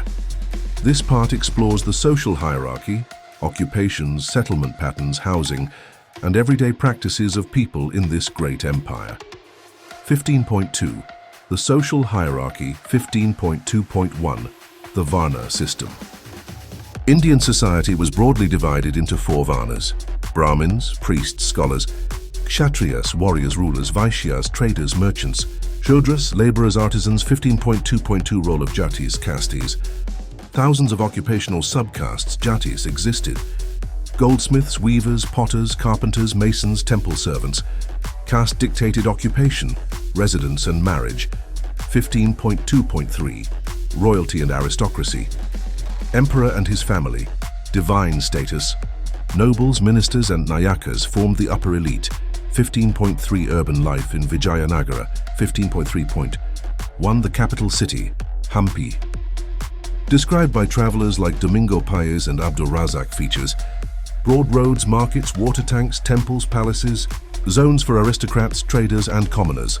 15.3.2 Urban planning cities divided into residential quarters, agraharas for Brahmins; markets, angadis, workshop areas; gardens and tanks. 15.3.3 Urban professions: merchants, blacksmiths, jewelers, cloth sellers, barbers; performers, dancers, musicians, astrologers, acrobats. 15.4 Village life and the rural population. 15.4.1 Agricultural backbone. 80% of the population lived in villages. Main crops: rice, ragi, millet, sugarcane, pulses. Villages were self-sustaining units with local administration. 15.4.2 Rural social roles: patils, village heads, temple priests, artisans. Village festivals and religious observances tied communities together. 15.4.3 Women in villages. Women contributed to agriculture, household crafts, and local trade. 15.5 Daily life and living conditions. 15.5.1 Housing. Poorer classes: mud huts with thatched roofs; middle class: brick homes with tiled roofs and courtyards; rich and elite: mansions with carved pillars, stone floors, gardens.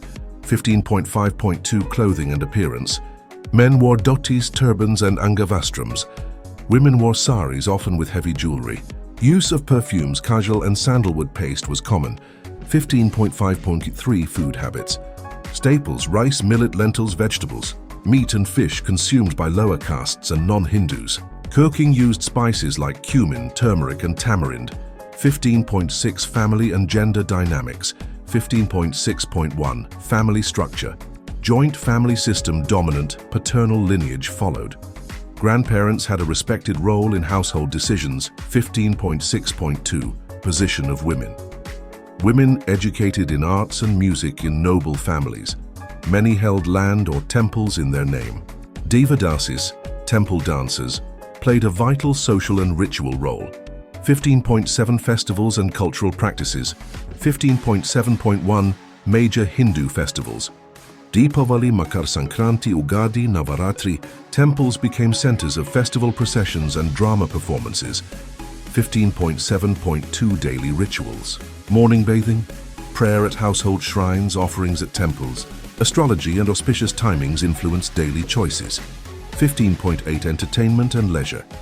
15.8.1 Games and sports. Chess, dice, wrestling, archery, horse racing. Royal games held during festivals and royal birthdays. 15.8.2 Music and dance street performances, folk songs, temple rituals. Classical forms like Bharatanatyam and Carnatic music flourished. 15.9 Crafts, occupations and guilds. 15.9.1. Artisan communities, specialized jatis formed craft guilds. Weavers, metalworkers, ivory carvers, stone sculptors. Export quality goods made in urban centers. 15.9.2 Market and merchant life. Local markets called santi or angadi. Traders operated under guilds and paid taxes to the state. 15.10 Religious institutions in daily life. 15.10.1 Temples as community centers. Temples served as religious hubs, schools, granaries, banks. Employed priests, dancers, singers, and record keepers. 15.10.2 Ritual donations. People offered land, cattle money for temple rituals and public works. 15.11 Multiculturalism and diversity. 15.11.1 Diverse population. Hindus, Jains, Muslims, and Christians lived in the empire. Foreign traders and diplomats from Persia, Arabia, Portugal, and Southeast Asia. 15.11.2 Coexistence and syncretism. Multilingual society. Telugu, Kannada, Tamil, Sanskrit, Persian. Interactions in markets, ports, and cities encouraged tolerance. 15.12 Conclusion of Part 15. The Vijayanagara Empire was a tapestry of communities, occupations, rituals, and social orders. From the towering palaces of Hampi to the quiet paddy fields of rural Karnataka, daily life was enriched by tradition, devotion, and a shared cultural ethos. Its society, though hierarchical, was vibrant and adaptive, forming the backbone of one of South India's greatest empires. Part 16. Education, Literature, and Language in the Vijayanagara Empire. 16.1 Introduction. The Vijayanagara Empire was not just a political and military force, but also a vibrant hub of intellectual and literary activity. Education and literature flourished under royal patronage, making the empire a beacon of learning in South India. This part explores the education system, literary output, and the major languages used during the Vijayanagara period. 16.2 Education in the Vijayanagara Empire. 16.2.1 Traditional systems of education. Education was largely imparted through temples, mathas, monastic institutions, agraharas, Brahmin settlements, and gurukulas. Subjects included Vedas, grammar, logic, astrology, philosophy, mathematics, medicine, Ayurveda, music, and dance. 16.2.2 Role of temples and mathas. Temples were not just places of worship, but centers of learning and libraries. Mathas provided higher education in Vedanta, Mimamsa, and other philosophical systems. 16.2.3 Royal support and endowments. Kings and nobles patronized education by donating lands and wealth to schools and scholars. Women of royal households sometimes funded female education, especially in music and dance. 16.3 Literature in the Vijayanagara period. 16.3.1 Multilingual literary culture. Literary activity was rich and multilingual, spanning Sanskrit, court and religious language, Kannada, local administration and poetry. Telugu flourished under Tuluva and Aravidu rulers. Tamil continued tradition in southern territories. 16.3.2 Major genres. Religious texts, Puranas, epics, commentaries, court poetry and drama, celebrating kings and victories, didactic literature, moral, political and ethical treatises, Bhakti literature, songs and poems in praise of deities. 1604 Prominent literary figures. 16.4.1 Sanskrit scholars. Vidyaranya, key figure in founding the empire, author of philosophical works. Sayana, brother of Vidyaranya, wrote commentaries on Vedas. 16.4.2 Telugu poets. Alasani Pedana, title Andhra Kavita Pitamaha, father of Telugu poetry. Tanali Ramakrishna, poet and wit at Krishnadevaraya's court. Nandi Thimana, Durjati and Madayagari Malana. Astadigajas, 8 scholars. 16.4.3 Kannada writers. Kumaravyasa, Mahabharata in Kannada, Gadugina Bharata. Jamarasa, Rote Prabhulinga Lile, a Virashaiva work. 16.4.4 Tamil contributions. Sekizar, Kambar and later Tamil poets were read in Vijayanagara courts. 16.5 Role of the kings in literary patronage. 16.5.1 Krishnadevaraya, an accomplished poet himself. Prota Mukta Malyata. In Telugu supported scholars in multiple languages 16.5. Tu Bukaraya I and Harihara II supported the compilation of philosophical texts and commentaries. 16.5.3 Achyuta Deva. Raya patron of drama and Sanskrit classics. 16.6 Libraries and manuscript culture. 16.6.1 Palm leaf manuscripts. Literary works were written on palm leaves, talapatra, using styluses. Libraries existed in temples and royal courts. 16.6.2 Preservation and transmission. Manuscripts were copied and preserved by Brahmin scholars. Some were sent to other South Indian kingdoms and foreign visitors. 16.7 Influence of Bhakti movement. Bhakti saints like Purandara Dasa and Kanaka Dasa composed devotional songs in Kannada. Vijayanagaras, composer-singers, used local languages to spread religious philosophy. Enhanced vernacular literacy and popular education. 16.8 Foreign observations on learning. Domingo Paes and Fernão Nunes noted the presence of educated classes and scholarly debates. Emphasis on moral training, public speaking, and scripture reading. 16.9 Conclusion of Part 16. The Vijayanagara Empire nurtured a multilingual and inclusive literary culture, backed by strong educational institutions. Literature and learning became both a royal pursuit and a societal virtue. The legacy of this cultural flowering still resonates in South Indian languages, devotional traditions, and classical arts. 17.1 Introduction. The role of women in the Vijayanagara Empire was multifaceted, influenced by social norms, religion, caste, and regional customs. While women in royal and elite classes often had access to education and wealth, those in other strata played crucial roles in the economic, religious, and cultural life of the empire.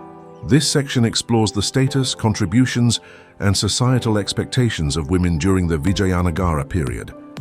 17.2 Women in royalty and nobility. 17.2.1 Political influence. Queens and royal women often wielded significant political influence, either directly or behind the scenes. Notable example, Tirumala Devi, the chief queen of Krishnadevaraya, who was known for her wisdom and patronage. 17.2.2 Administrative roles. Some royal women managed estates and administrative units in the king's absence. They could issue land grants and correspond with officials. 17.3 Education and literacy. 17.3.1 Access to learning. Elite women had access to education in Sanskrit, Telugu, and Kannada, particularly in music, dance, and religious texts. Daughters of scholars and nobles received training in literature and scripture. 17.3.2 Female scholars and artists. Some women became renowned poets, musicians, and dancers. Ganga Devi, the wife of Kumara Kampana, wrote the Sanskrit epic Madhura Vijayam, detailing the conquest of Madurai. 17.4 Women and religion. 17.4.1 Religious devotion. Women participated in temple rituals, bhakti movements, and personal spiritual practices. Many were devadasis, dedicated to temple service through dance and music. 17.4.2 Bhakti movement participation. Saints like Akka Mahadevi, earlier period, and Kanaka Dasa influenced the spiritual lives of women. Bhakti poetry empowered women to express personal devotion and spiritual experiences. 17.5 Social status and norms. 17.5 Marriage and family. Child marriage and arranged marriages were common. Women were expected to manage household duties and uphold family honor. 17.5.2 Widowhood and restrictions.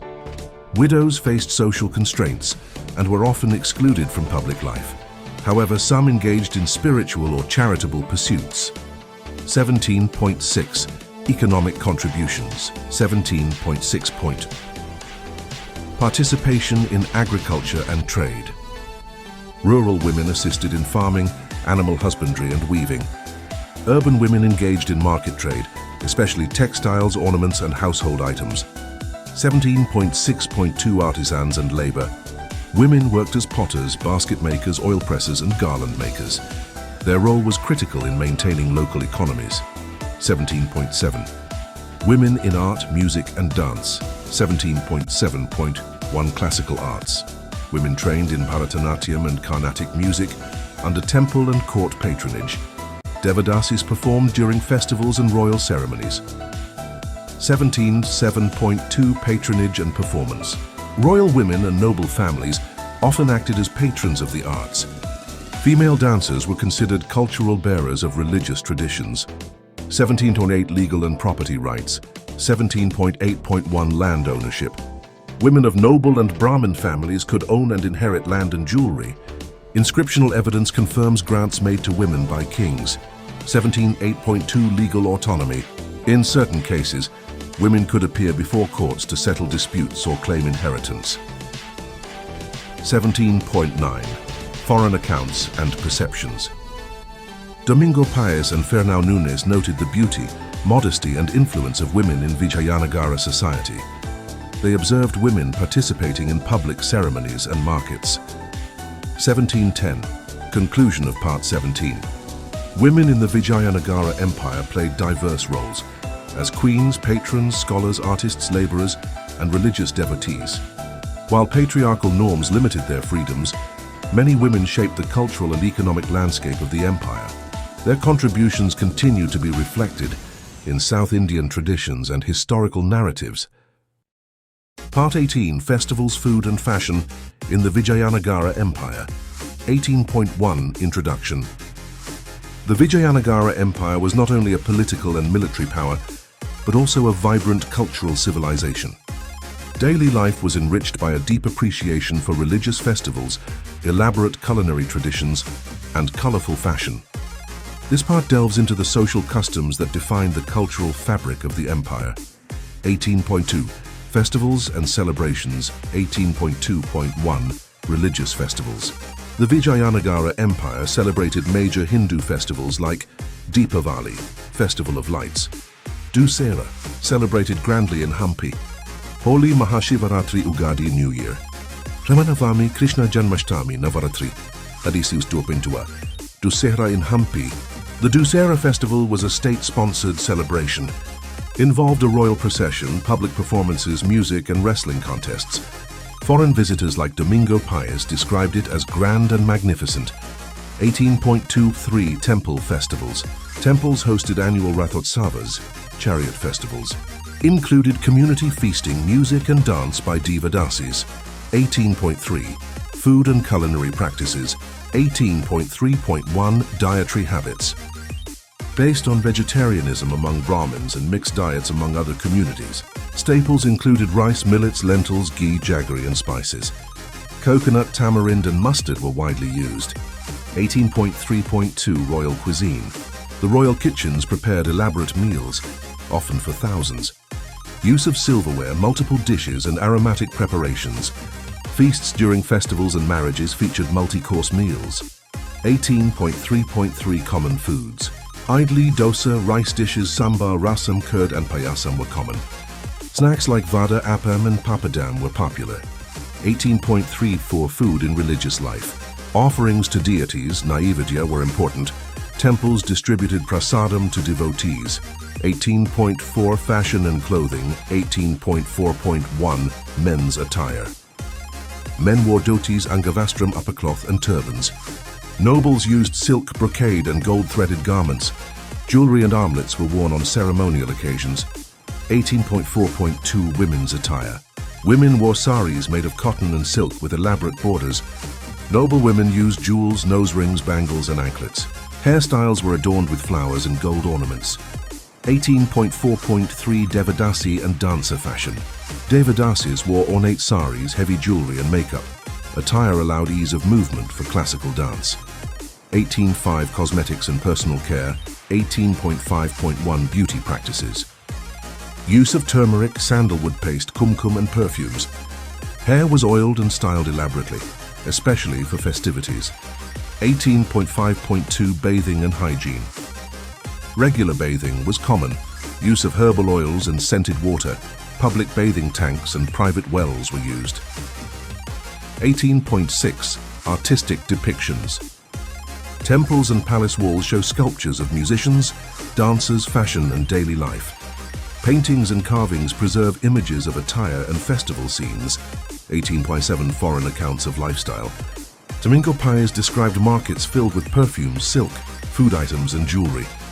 Noted the grandeur of royal fashion and festive parades. 18.8 conclusion of part 18. The cultural life of Vijayanagara was rich and expressive, reflected in its festivals, food and fashion. The empire embraced joy and devotion in everyday living, leaving a legacy of culinary traditions, classical dress, and celebratory customs that continue to shape South Indian society. Part 19. Legacy and Historical Impact of the Vijayanagara Empire. 19.1 Introduction. The Vijayanagara Empire's impact on South India and the broader Indian subcontinent extended beyond its military, political, and economic achievements. The cultural, architectural, and religious legacies left by the empire continue to influence contemporary society. This part explores the enduring legacy of the Vijayanagara Empire. 19.2 Cultural and Architectural Legacy. 19.2.1 Architectural Innovation. The Vijayanagara Empire is known for its distinctive Dravidian architectural style, combining elements from Chola, Hoysala, and Pandya traditions. The Virupaksha Temple at Hampi, Vitala Temple, and the Hazara Rama Temple are prime examples of this style. Aesthetic features included large open courtyards, intricate sculptures, and the use of massive stone pillars. 19.2.2 The Ruins of Hampi. The city of Hampi, now a UNESCO World Heritage Site, is a testament to the empire's grandeur. Monolithic statues, stone chariot, and ornate temples still stand, showcasing the engineering and artistic brilliance of the time. Hampi's layout reflects an advanced urban planning system with well-designed streets and markets. 19.2.3 The Legacy of Vijayanagara Palaces. Royal palaces, like the Zenana enclosure and Mahanavami Dibba, have left a lasting imprint on architectural design. These palaces reflected the empire's wealth and the cultural exchange that took place within the royal court. 19.3 Religious and Philosophical Legacy. 19.3.1 Bhakti Movement. The Bhakti movement, a significant spiritual and social reform movement, was nurtured under the Vijayanagara Empire. The works of saints like Purandara Dasa, Kanaka Dasa and Tukaram became central to the devotional literature of South India. These poets and singers shaped the religious landscape of the empire by emphasizing personal devotion over ritualistic practices. 1932 Spread of Vaishnavism. The empire was instrumental in the promotion of Vaishnavism, with temples dedicated to Vishnu and Rama flourishing during the period. Krishnadevaraya and other rulers supported Vaishnavite saints like Raghunatha Dasa. 1933 Religious Tolerance. The Vijayanagara rulers practiced religious tolerance, allowing Hinduism, Islam, and even Jainism to coexist. Many rulers had Muslim officials and generals in their courts, showcasing the empire's cosmopolitan nature. 19.4 Political Legacy. 19.4.1 Administrative Efficiency. The administrative system of the Vijayanagara Empire was highly organized, with a well-structured bureaucracy. Provinces were governed by appointed officials, and the empire maintained a sophisticated taxation system. 19.4.2 Military Influence. The Vijayanagara Empire's military innovations, such as the use of war elephants and cavalry, influenced the military strategies of later South Indian kingdoms. Their emphasis on fortifications and defensive warfare became a model for other Indian states. 19.5 Economic and Trade Legacy. 19.5.1 Prosperity in Trade. The empire's strategic position allowed it to become a hub for international trade in the Indian Ocean region. Goods like spices, textiles, and gemstones were traded, with Portuguese, Arab, and other foreign traders interacting with the empire. 19.5.2 Impact on South Indian economy. Agricultural advancements were introduced, with irrigation systems and fertilization techniques improving crop yield.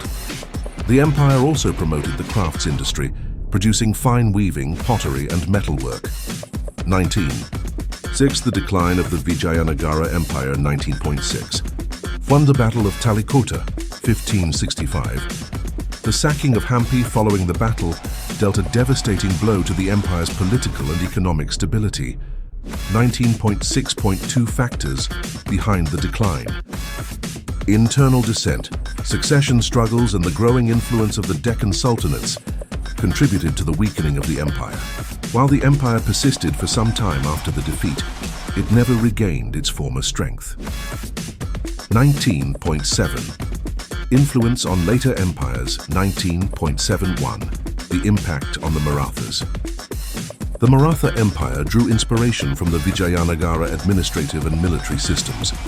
The Marathas adopted elements of the Vijayanagara state, including fortifications, military organization, and religious patronage. 19.7.2 Influence on the British East India Company.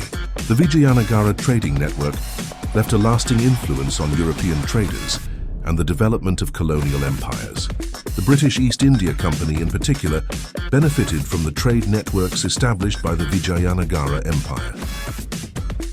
19.8 Conclusion of Part 19.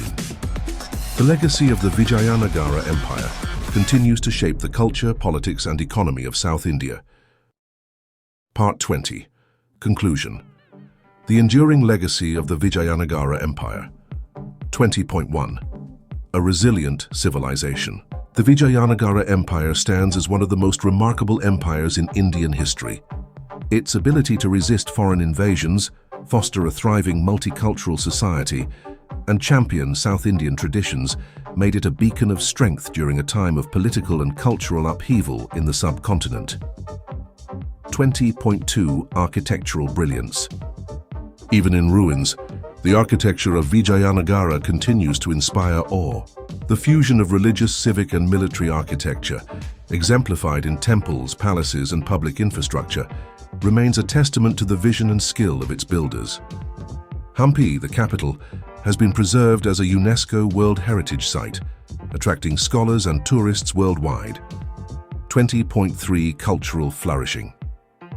The empire was a fertile ground for art, literature, music, and philosophy. It nurtured the Bhakti movement, encouraged vernacular languages like Kannada, Telugu, and Tamil, and contributed to Carnatic music through figures like Purandara Dasa. These contributions shaped the spiritual and cultural identity of South India for centuries. 20.4 Political and economic influence. Administratively, the Vijayanagara Empire maintained a strong central authority, while allowing local governance, a model that influenced later kingdoms and even colonial powers. Its economic prosperity was built on trade, agriculture, and crafts, turning South India into a vibrant commercial hub that attracted foreign traders from as far as Europe and Arabia. 20.5 The symbol of resistance. For many historians, the empire symbolizes Indian resistance to Islamic invasions in the south.